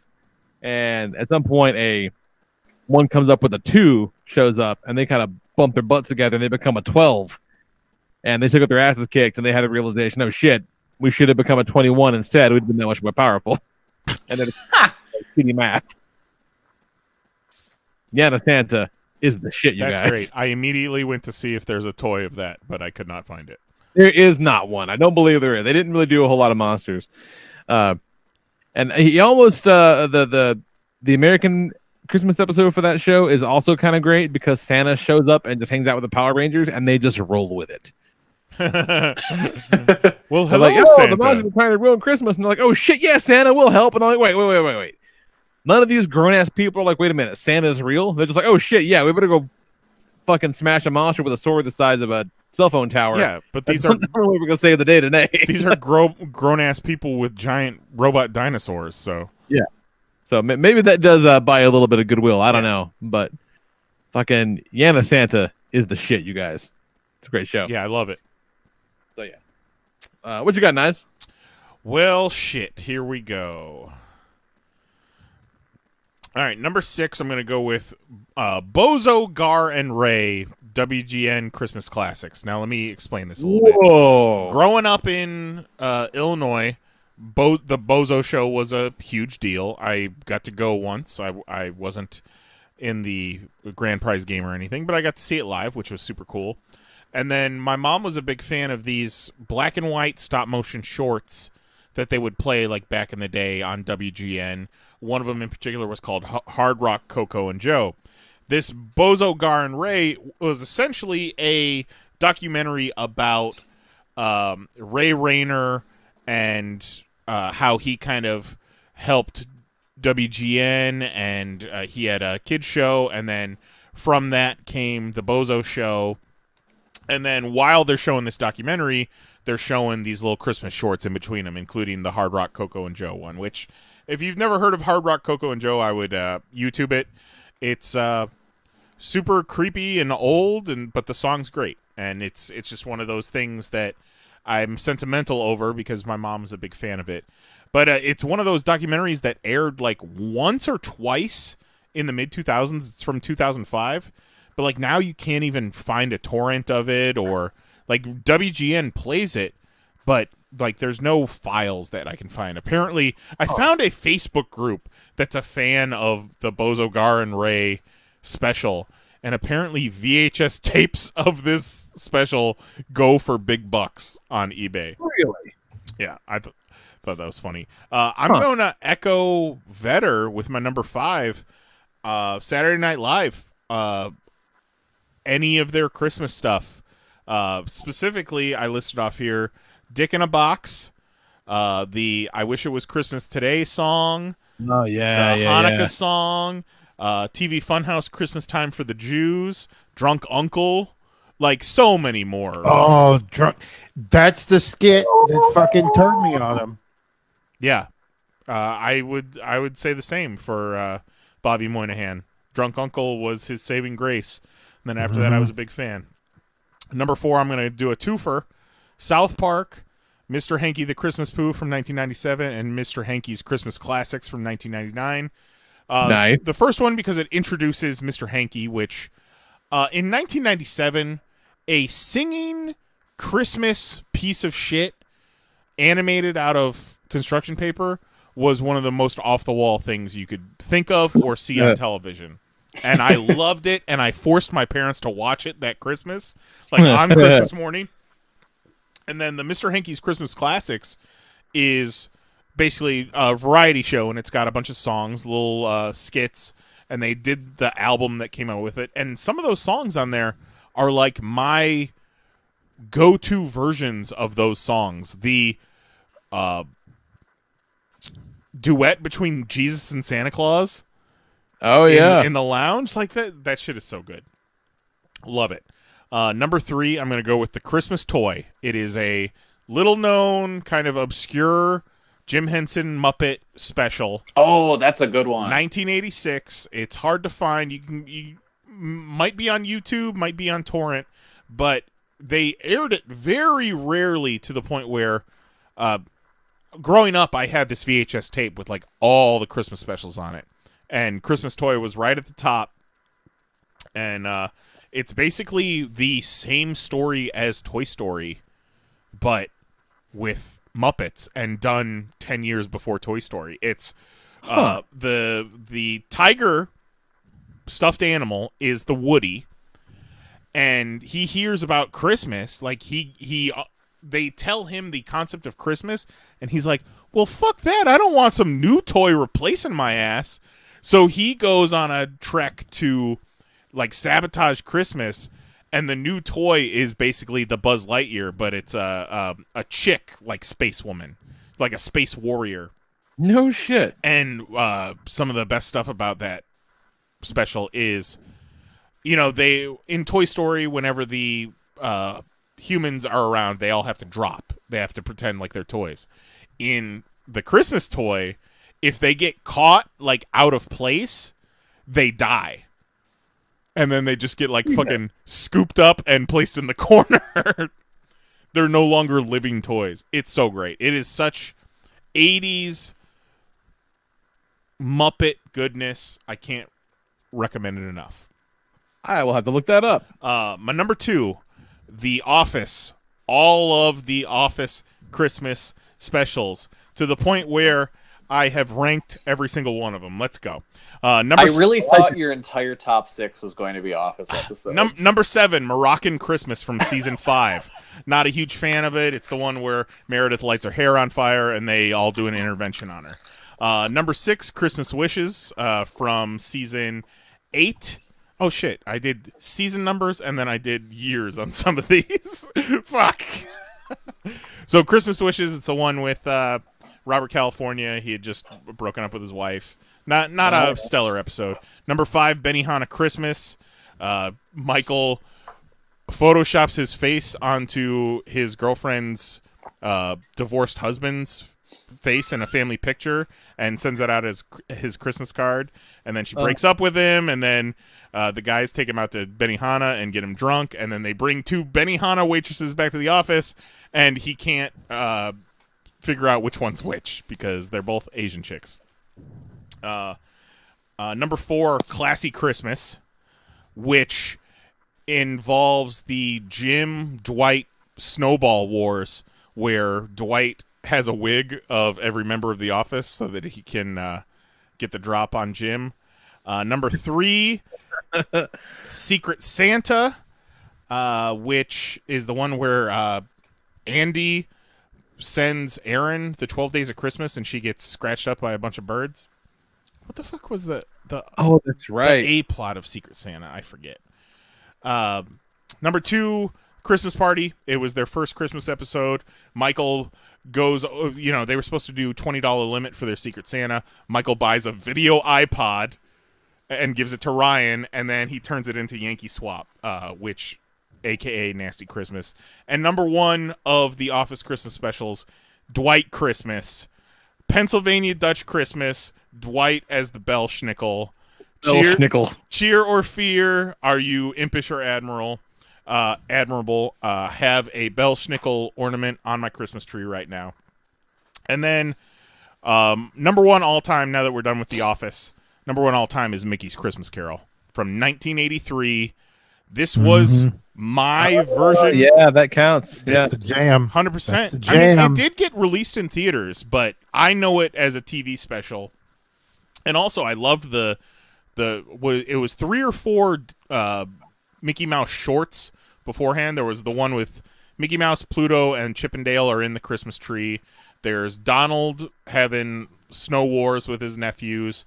Goofy doing a bunch of winter sports. And then it is my definitive Christmas Carol. Like, I don't care about Charles Dickens. I care about Walt goddamn Disney. And I thought for sure that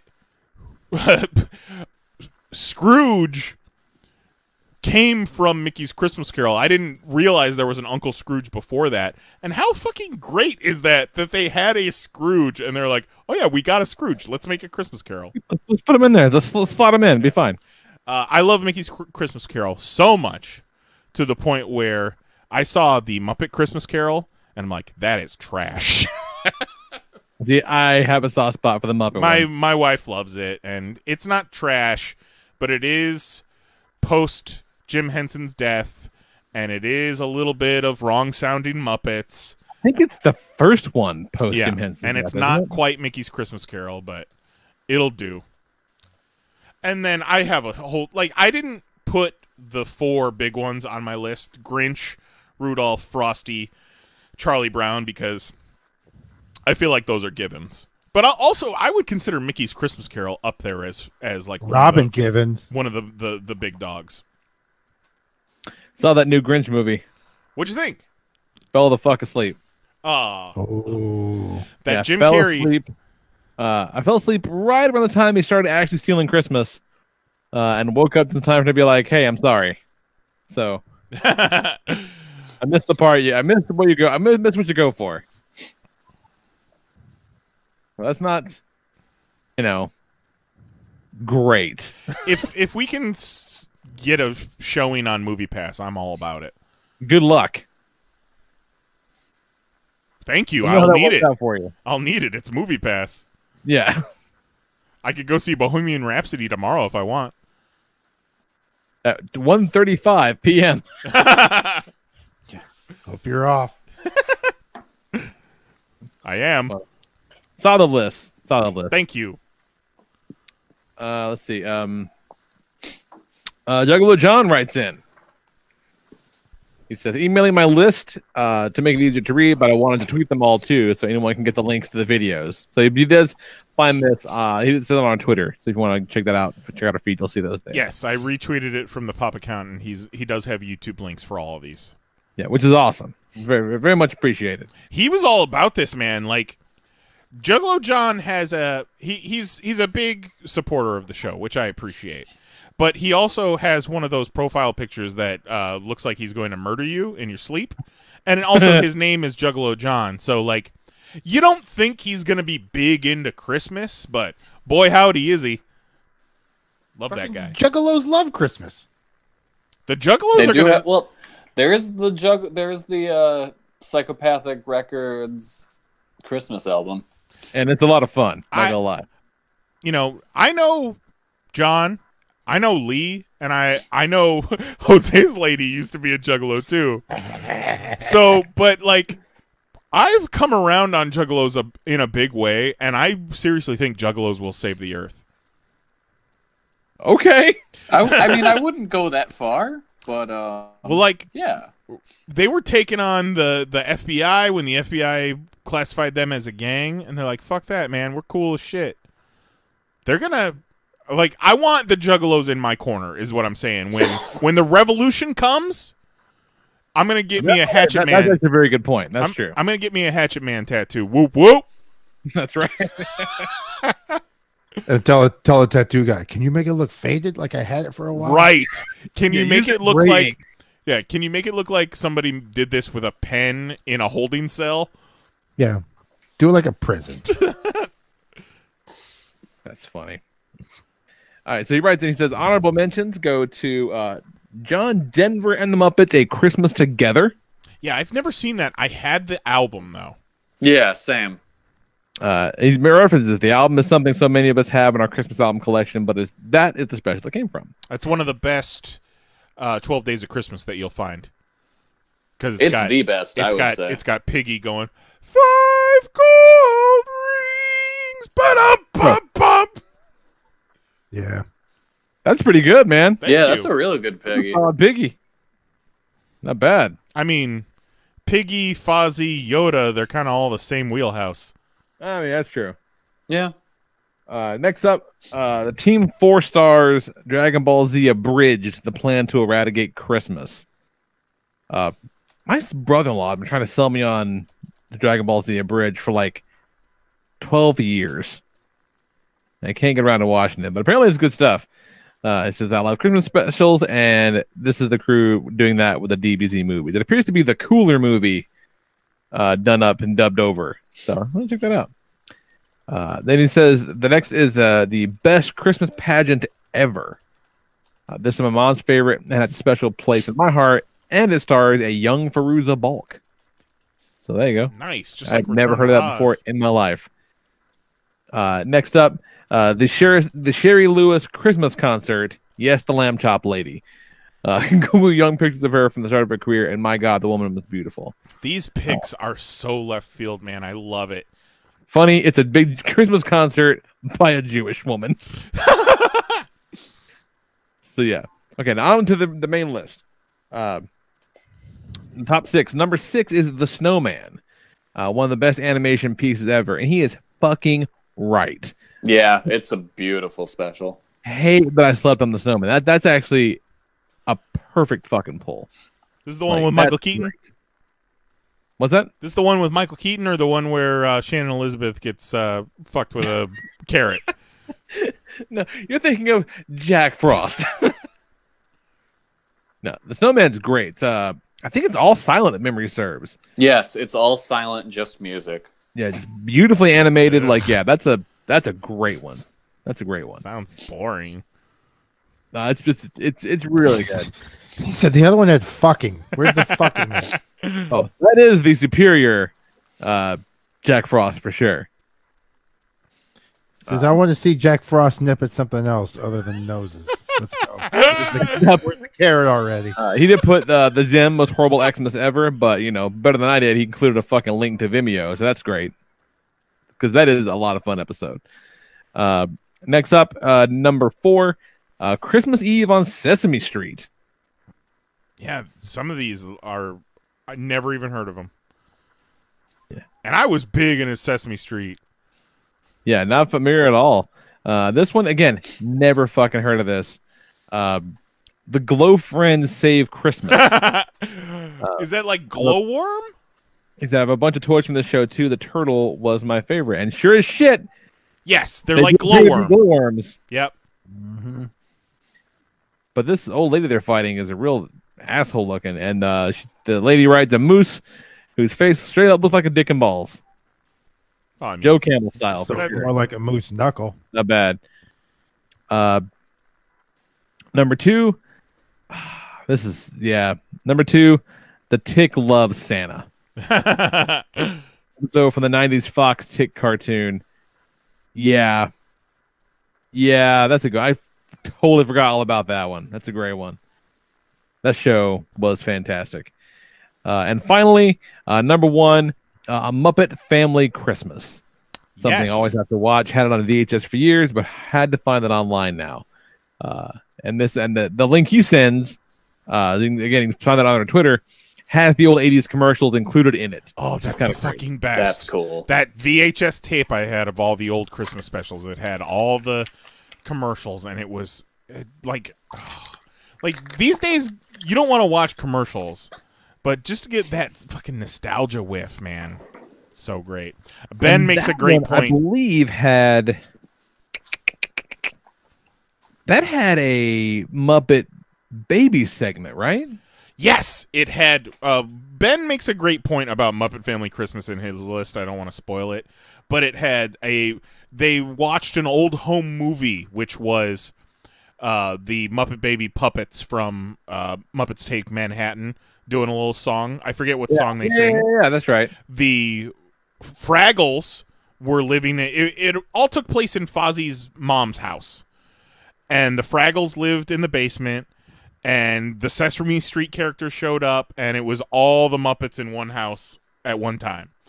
That's so fucking great. Yeah, that's great. Yeah, just watched this the other night. And So, it's a musical. It's got all the great Christmas songs in it.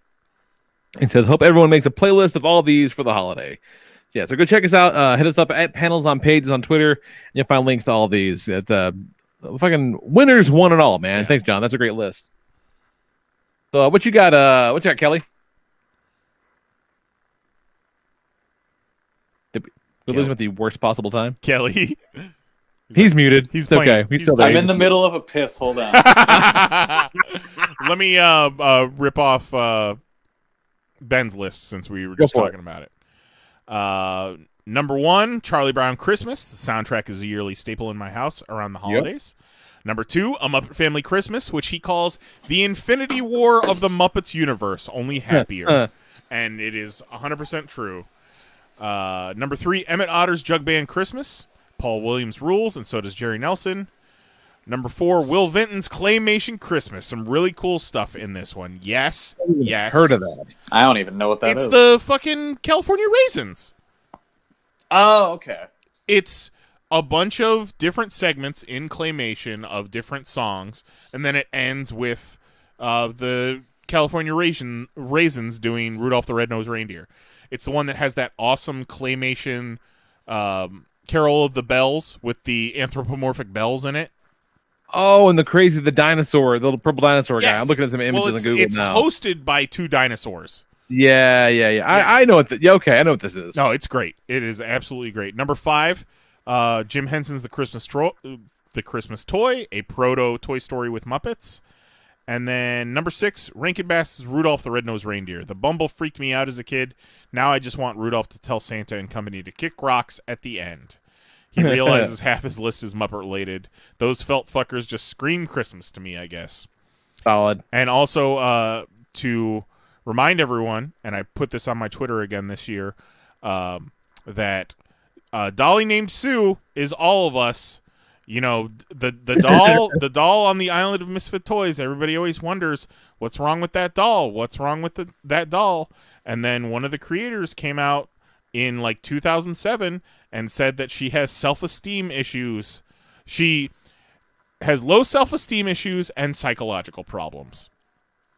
And that's why Dolly for Sue is a misfit. Not mad about it. Dig it. You finish your piss, Kelly? I did. Everything come out okay? Oh, yeah. All right, what we got? You still piss standing up, Kelly? What? I said, you still piss standing up? Oh, yeah. Good for you, man. Good for you. I mean, every now and then, like, if I want to give myself a treat, I'll sit down. Yes. Like, if I'm at work and I'm like, oh, man, I've been on my feet for too long. Holy shit. I deserve it. Ever since that episode where Jose pissed his pants, every time I sit down and pee now, I just think... Wait. Hold on. Let me finish. I peed on my pants. Big difference.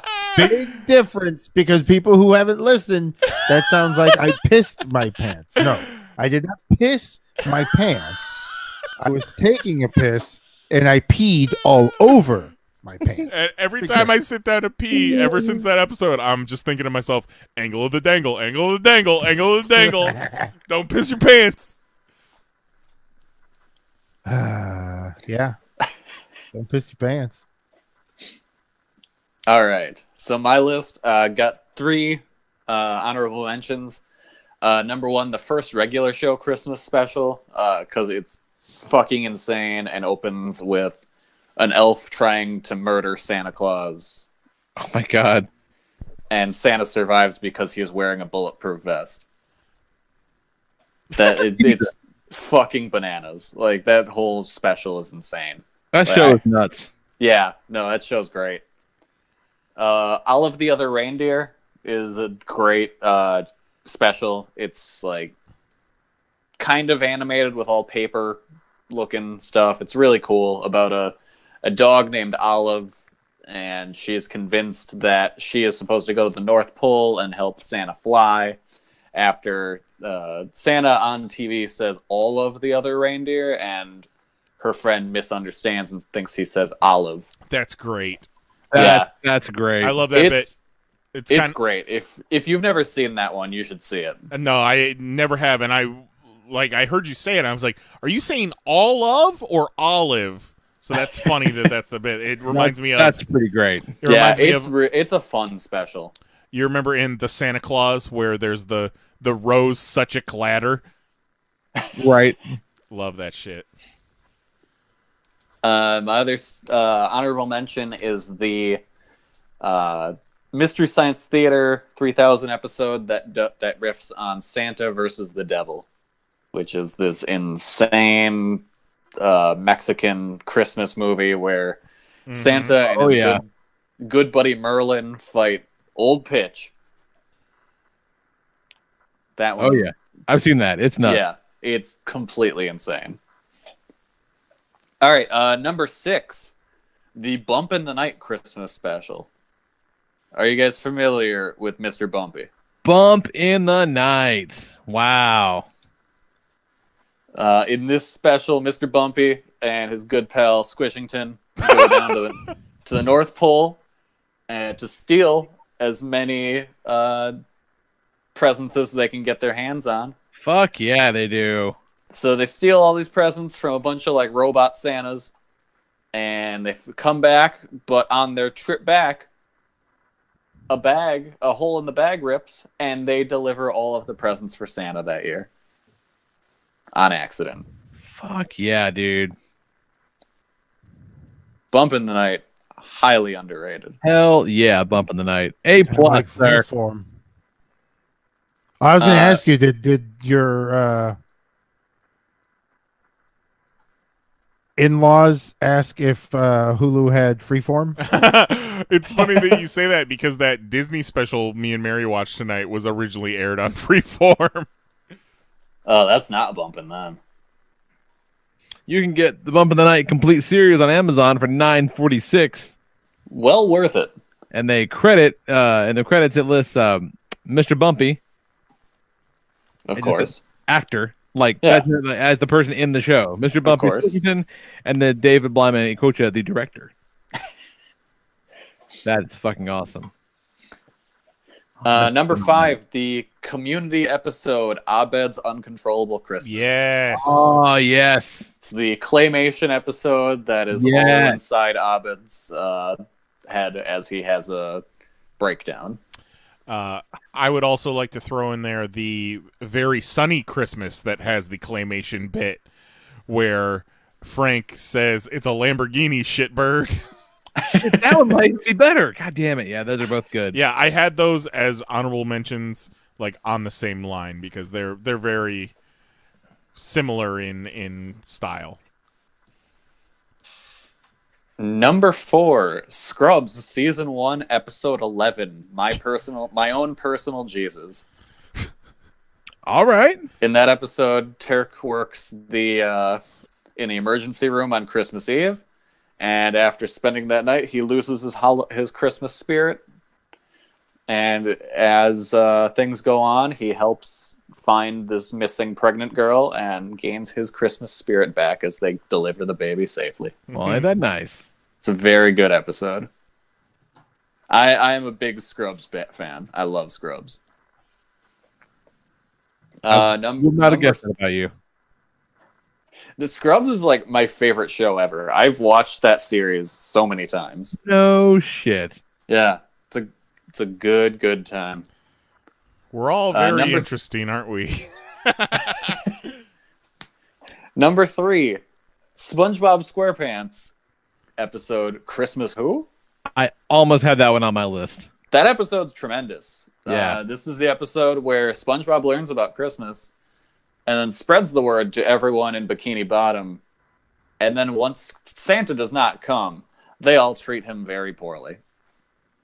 But eventually, Santa does come after Squidward helps him out, dresses up like Santa, and then gives away everything he owns to people as gifts because he doesn't want SpongeBob to be sad. And then real Santa shows up and is just a fucking maniac, a live action maniac, just like shooting finger guns all over the place. That's great. That's a good one. Also, R.I.P. creator of SpongeBob. Right? That's sad. Number 2, A Colbert Christmas. Yes! Dude, that one should have made the list. I fucked up on that one. Yeah, Good call. that is a damn fine Christmas special with a bunch of really good songs. Yeah. The initial song where the premise is, hey, I'm going to write a Christmas song so I can fucking earn money for years from now. Yep. Yes. That's a go. I like the John Legend's Nutmeg song is really good. The Nutmeg song is the best song on that show. Fucking A+, man. And then, number 1, Pee-wee's Christmas Special. Yeah, boy. I never saw that one. Love that Christmas. You've never seen it? No. Oh, it's great. Oh my god, it's so good. Yeah, It's so good. It I'm has pretty all sure the you can find it on celebrity cameos Netflix. you ever want. Yeah. In fact, we were watching it at my parents' house over Thanksgiving, and Cowboy Curtis comes on screen, and I forget if it was my mom or my dad, and they were like, "Oh, Samuel L. Jackson." No. Amazing. Oh, that's so great. I want to say you can find it on YouTube, and I highly recommend it. I feel like it's on Netflix as its own thing. Ooh, even better. Yeah, it's a great. Annette Funny Jello's in it. Grace Jones. Whoopi. Good old Charo. Yeah, Charo. It's nuts. Yep. Well, hell yeah. All right. And Joan Rivers? everybody brings Pee-wee a fruitcake for Christmas. Yep. That's awesome. All right. See, I think Juan hit us up on the Twitters. Yep. And I had it. I got it right here. Then I lost it. Go for it. Number 6, Rudolph's Shiny New Year. Number 5, The Year Without a Santa Claus. Just watched that last night or the night before. That's the one with Heat Miser and Cold Miser. Yeah, It's actually trash. But Yeah, move on. that number 4, Santa Not to Claus. shit on your childhood, but it's garbage. Yeah, I like that one. Number 4, like of the Rankin Bass specials, it is at the bottom. Number 4, Santa Claus is coming to town. Yep, fucking Burgermeister Meisterburger.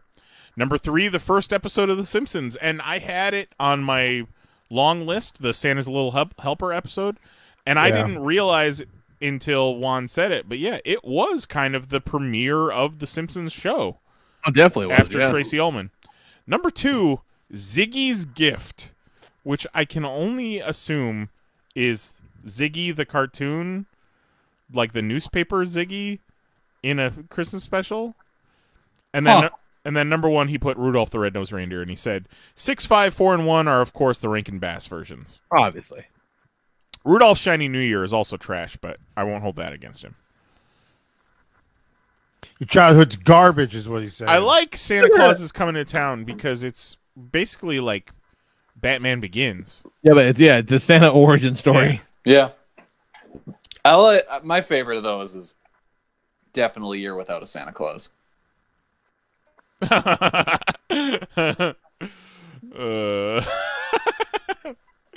do you really feel, Knize? Fucking love Heat Miser. That's what you got, Jose. All right. First off, shout out. Every time Jose shout outs, we should fucking blow an air horn. Fucking shout out, y'all. UK Office Christmas special. Oh. They had already, like, it was a 2-season and done. Right. And Pam and Jim did not get together in the original 2 seasons. The Christmas special is like the reunion episode where they all get together for the Christmas special, and that's where their version of Jim and Pam Tim and get together. Tim and what's the chick's name? I forget, but it's Tim Pam? and something.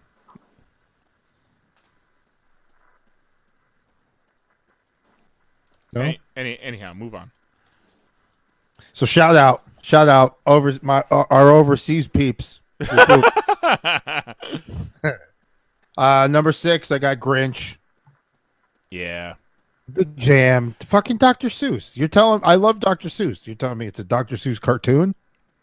Fucking play the Grinch during summer. I don't give a fuck. Let's do it. I was just talking the other day about how weird it is that we have now at least 4 different versions of the Grinch. We got the book, we've got the first cartoon, we got that awful Jim Carrey version, and then we got the Benedict Cumberbatch version now. Well, also shout out Universal Studios Grinchmas. Grinchmas is pretty dope. The Grinch. Dawn. Pretty good. Tim and Dawn, not Jim and Pam. Dawn. Number 5, I lumped all the claymation and together because it wasn't so much like there was one I was looking forward to. It was all of them. They're all on. Right. Like watching all of them was the event of Christmas. We're watching all. It was all or nothing. Like we just did it. Number 4, both the Mr. Hankies. Nice. Fucking piece of poop. All of those South Park Christmas episodes from the earlier seasons are pretty damn solid. The one where they went the Christmas in Canada, and they ended up finding Saddam Hussein at the very end, and it was like the week that they found Saddam Hussein in that hole. Oh yeah, that's right. South Park is pretty damn good. I just rewatched that making of South Park. That's a good 6 days air. That's great. To premiere or something. 6 days air, it's called, and it's incredible. Yeah, where they talked about dropping acid and wearing the dresses. Yeah, and Bill Hader's just like, where can I help? Yeah. You need an animator? Number 3, fucking Homie Claus. Like in Living Color was my goddamn jam. Did you have Homie Claus on your list before Vetter? Yes. That's yes, nuts. but I didn't want to say anything because I didn't want to bury my That is mind. nuts. Yes, Like- I even fucking had watched the skit over, and then I ended up watching all the fucking Homie Claus. Homie Claus Or doesn't. all the Homie the Clown. Homie Claus doesn't necessarily stick with me, but In Living Color was such my jam. Yeah. Coming in number 2, Coming in which hot. is funny because I reordered my list because the Married with Children episode he brought up reminded me of my favorite Christmas one, which was the Sam Kinison. Oh, it was their version of Christmas Carol, where I think he shocked the shit out of himself doing lights. No, I think it was out in front of the house. It wasn't. And then they showed what life was without him there or something. Yeah, it was. It's a Wonderful Life, not Christmas Carol. Oh yeah. So Sam Kinison was like the angel. Yeah. Yeah, that was towards the end of Kinison's career too. And number 1, the jam, the goddamn. I don't know if it's a Christmas without it, but Mickey's Christmas Carol. Yeah, boy. Like, that's the shit. That, like, I know. There's 2 Scrooges that come to my head first. It's that one first, and then it's fucking Bill Murray. Yes. Those are my Scrooges. Yeah. So, shout out Bill Murray Scrooge. What? I had to apologize to Mary the other night. I was opening up boxes of ornaments, so I was just putting on Christmas shit. I've got a bunch of Christmas specials in a folder on a hard drive, and I was just putting them on. And there was one, it was a House of Mouse Christmas special, which I was like, okay, it's going to have... That's okay. It's going to have a bunch of little shorts on it, but I didn't realize that special had the entire Mickey's Christmas Carol on it, too. So later on, I was like, hey, sorry, I didn't mean to watch Mickey's Christmas Carol without you. It was just kind of on. We'll watch it again. Because, like, it didn't have the intro or anything. Right. Love it. Is that... We got everybody covered? I think that's it. Love it, man. Let me see. Yeah. I think we hit most of the ones. The only one that we didn't really talk about, and this is way out there, is Tom Goes to the Mayor, Rats Off to You, was one that I had on my DVR for years, it felt like. And, you know, if you are not a Tim and Eric fan or a Tom Goes to the Mayor fan, you're not going to give a shit about this. But it was essentially Tom had a shirt that said Rats Off to You that he drew on, and he was selling at the mall in like a kiosk. And then the dude from the store that was basically Spencer's Gifts stole his shirt idea. And it was Rats Off to You. I have seen that. I think I may have. We have watched that. Maybe. Oh yeah. I've probably forced. They're hit or miss for me. Like when they do those weird fucking close-ups and they're like slobbering and they're all like they'll zoom in on like a pimple and then all of a sudden like the pimple starts screaming at you. That's some absurd shit. Okay. Some weird shit. I am surprised nobody mentioned you'll fucking shoot your eye out. Well, that's a movie. Yeah, that's a movie. Yeah, that's a movie. Well, yeah, a but wasn't severely it? overrated movie. But wasn't it a TV only thing? No, I thought it was a TV. No, it was a theatrical release. It's just because TNT plays it literally. Yeah, I thought it was like I think it's TV. Yeah. The Gaylord Hotel down here is doing their yearly ice exhibit where it's, you know, they do a bunch of ice sculptures, and the theme this year is the Christmas story. And you can actually slide down the slide where Santa like kicks him down the slide. But it's all made out of have ice. a Santa that kicks you down? No, it's made out of ice. It's a Santa made out of ice, and he's like in mid kick. Yeah, I don't want to do that. It's cold. Yeah, Fuck the cold. It's 9 degrees. No thanks. So what next week you want to do? We can do movies? Well, Christmas movies. Yeah. And fucking Die Hard is on everyone's list. Fuck all y'all who says it's not. What do we think I don't about think it would that make shit? my Just list. don't even make sense. We've got Christmas Day and New Year's Day are both Tuesdays. Do we want to skip those weeks? Or do we want to try to do a show on New Year's Day or Christmas Day or neither? Christmas Day is hard. Christmas Day. God. Wait. Christmas Day? Christmas Day and New Year's Day are both Tuesdays. So, if we skip both of those weeks, then we essentially have 2 more Tuesdays in December. Right. So, do we want to do Christmas movies, top 6 Christmas movies next week, and then maybe the week after that we do a movie night? I think that's a perfect plan. Yep. Sure. Do you guys got the fucking balls to watch the Star Wars holiday special? Ooh. Shit, yeah. Fuck yeah, I do. Let's do it. Yep. So, and that's it's on YouTube too. Everybody can watch it. Yes, that's actually how we watched it. So we can all watch together. I'll have to see if we can figure out a way to kind of cast that. Yeah, that'd be cool. Kind of have it all together. Yeah, that'd be awesome. So we'll do that. Next week we'll talk about Christmas movies, and then we're going deep. And I don't think I've ever seen that special all the way through. Well, the great thing... I would say same thing. I have seen it like in pieces, but I don't think I've ever... Because it's basically unwatchable. Yeah, I tortured myself and watched all of it like 2 or 3 years ago. The great thing about the Star Wars Christmas special, as far as commentary goes, is there are long stretches of time where nothing happens. Yeah. Oh, I do remember that's where we definitely find out that George Lucas loved black chicks. Yeah. Yeah. He does. Like if there was ever a doubt, it is put to rest. Oh, during the shit. Christmas special, he loves them. That's gonna be fun. Juggalo John in the chat brings this up. We were talking about South Park Christmas specials before. They got their whole start because of the Spirit of Christmas, that little short that they did with Jesus and Santa fighting each other that ended up in George Clooney's hands. And then that's how they got their start. Yeah, where Carmen was Kenny.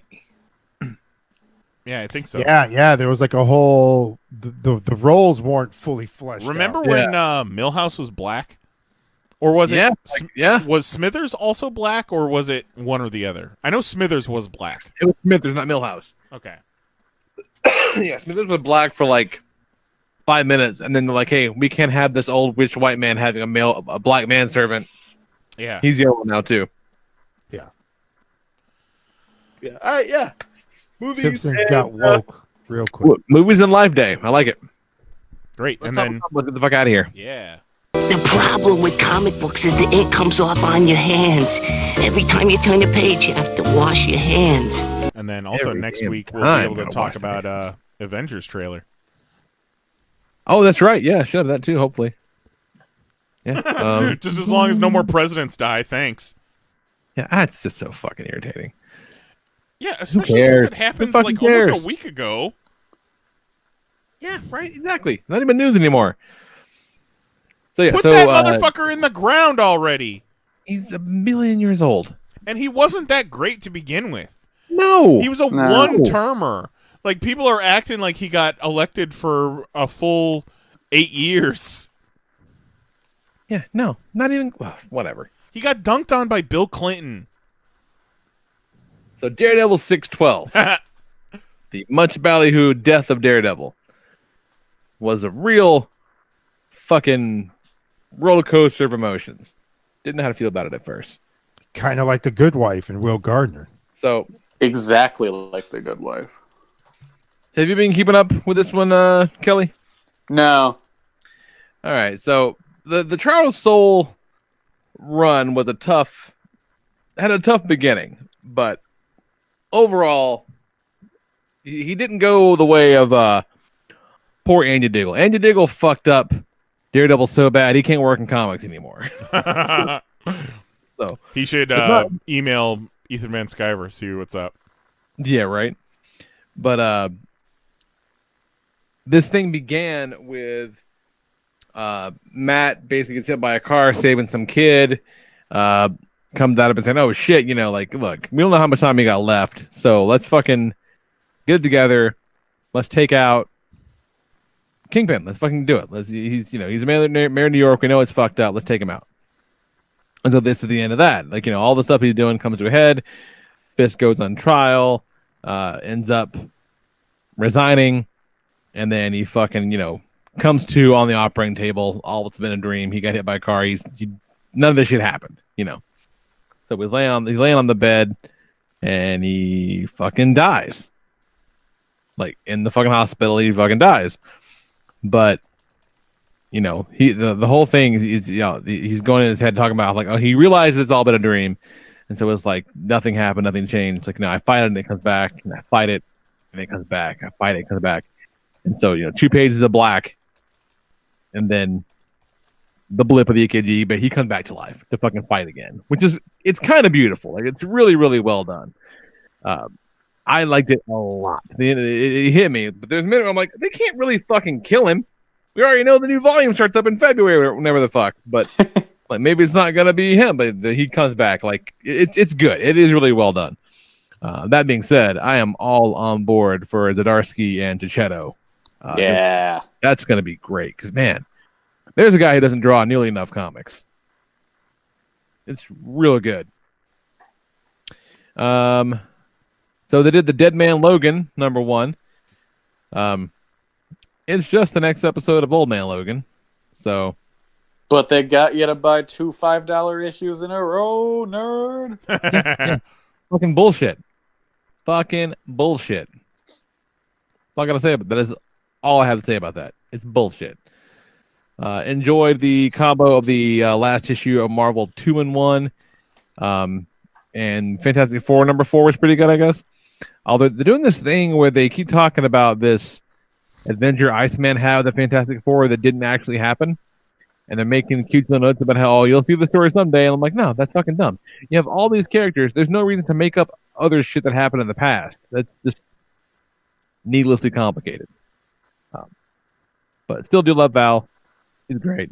The Spider-Gwen stuff is cool. Spider-Girls is good. And last thing I'll talk about real quick is I'm kind of coming around on this this new take on the Power Rangers book from Boom. I wasn't wasn't totally on board for the first couple issues because, like, I don't know, like, all those characters because they picked a really weird team to put together for the post Shattered Grid story. But then they're kind of starting to settle into their roles a little bit. And kind of more importantly, there's more about the world that they're in and this kind of mystery rangers that they found, and so they're doing enough world building now that I'm kind of on board. I'm like, okay, cool, yeah, let's see what happens now. Like, I'm definitely kind of more in than I've been since Shattered Grid ended. It's good stuff. I'm digging it now. It's good, especially like in the relationship kind of budding up between Heckle and the kind of Ranger Slayer version of Kimberly. It's good stuff. I dig it. It was a slow go, but I'm coming around. It's good stuff. But the backup with Centurion and Mindor is still fantastic. That's a lot of fun. I'd read that as an ongoing book in a minute. Yeah, that's all I got. What you got, Kelly? Lee, what's up? Did you read GoBots? Oh, I did read GoBots. It's fucking weird. Oh, it's so weird. I love it. Super fucking weird. Psykill's gonna kill everyone. Yeah. GoBots, they don't want there to be people anymore. They only want there to be GoBots. See, now here's the thing. I know fuck all about GoBots, so I don't know if this is a radical change on the GoBots mythos or what. I don't know. I'm gonna assume it is. It almost has to be. Because if not, GoBots has been rad all along, and no one knew. And nobody knew it yet. We've been sleeping on GoBots for years, if that's the case. Yeah. If no one told us that there was GoBot Fight Club all these years, I'm fucking pissed. But yeah, this shit rules. So the idea is that, like, in a world where people have GoBot buddies and they'll, like, do shit for them, they're like, nah, this is dumb. We're giant robots. We should be ruling this shit. And so they try that. And Yeah, the bad guy's led by Kill. He turned into a motorcycle. Fuck yeah, he does. Fuck yeah, he does. Brum, brum. Yeah, I read the GoBot so much that I'm like, so I started eBaying GoBots. I'm like, no, you fucking dummy. This is stupid. Those are garbage toys. Like garbage toys, you fucking dummy. Could you imagine your wife's reaction if she found out you were getting GoBots off of eBay? No. Because you would try and pass them off. You would She's try like, and why do I see a Amazon order for a new bookshelf? you would try and pass them off as Transformers, but then she would find out eventually. I would picture her just being like, "No, these are too shitty." Yeah, she's like, we've been together long enough. What kind of shit you trying to pull? Look, I've seen the robots you normally get. Those are way better than these piles of shit. One of those third-party companies made like a big fancy like Kill figure last year that was like, $100 or some shit. It's like no one's gonna buy that, but okay. Let's see, what is it? Shit, there were more than one? Unique Toys made one, and then this company called Action Toys made one. I think they may have made a couple of them, but definitely remember that one. The Action Toys. That's fucking crazy. That's awesome. But not paying $100 for a. No, that's not happening. No, you don't need a shit ass GoBot. No, never gonna happen. Yeah, that's all I really had. Nothing else stuck out. Yeah, that was crazy. It's good stuff. So, anything we're talking about, Knize? No, I already talked about the Incredible Dr. Pole, so that doesn't sound like fun. No, that bummed me out. I mean, like, I don't know. Yeah, it's a bummer, but it's very uplifting without trying to be. Like this little small town fucking veterinarian, they know their shit. He's like, oh, just gotta put my hand in his butt. Yes, pretty much. If there was an SNL skit about the Incredible Dr. Pole, it would be just shoving your hand into every ass and pussy you could possibly find. Just butts on butts on butts.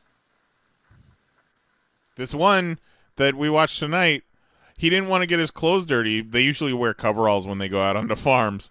He's like, he didn't want to get his coveralls dirty, so he pulled his coveralls down around his waist, so he's just shirtless, basically. And this is like a 70-plus-year-old man, and he goes fucking armpit deep into this horse's vagina. Oh, no. This is the kind of shit.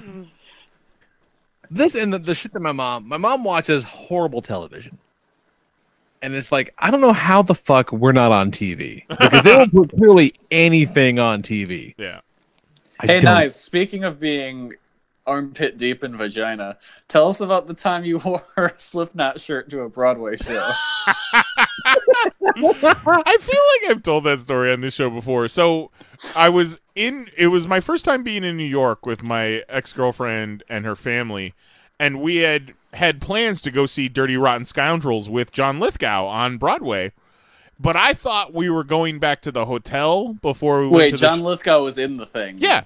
John Lithgow. Okay, I thought you were saying you were going with John Lithgow to see this. No. And I thought we were going back to the hotel before we saw the show, but apparently we wasn't. And I wasn't dressed for a Broadway show. I was wearing a Slipknot t-shirt. Probably the first person ever to wear a Slipknot t-shirt to a Broadway show. Fucking great. John Lithgow looked out from the stage and goes, "Is that a Slipknot shirt?" He was like, "People equal shit." Oh, that's awesome. That's great. You got anything else, Jose? Last shout out, wife Christmas special, and keep the dream going, baby. Love what? Just accept it, Lee. Stop asking questions. Okay. Get out. I'll let it go. So yeah, come back next week. We'll talk about Christmas movies, and there's enough of them that I'm hoping to see some variety. That'd be good. Be fun time. So yeah, we'll do that next week. Hit us up on the Twitter at Panels on Pages. Email us popcast at PanelsOnPages.com, or leave us a voicemail 616-951-1POP. Look forward to hearing from you guys. We'll do that shit next week at 10 p.m. Eastern, 9 p.m. Central at youtube.com/PanelsOnPages. For Jason Knize, Jose Guzman, and Kelly Harris, I'm the Lord Reverend Lee Rodriguez. We'll talk to you fools next week. Night. Love you. Bye-bye.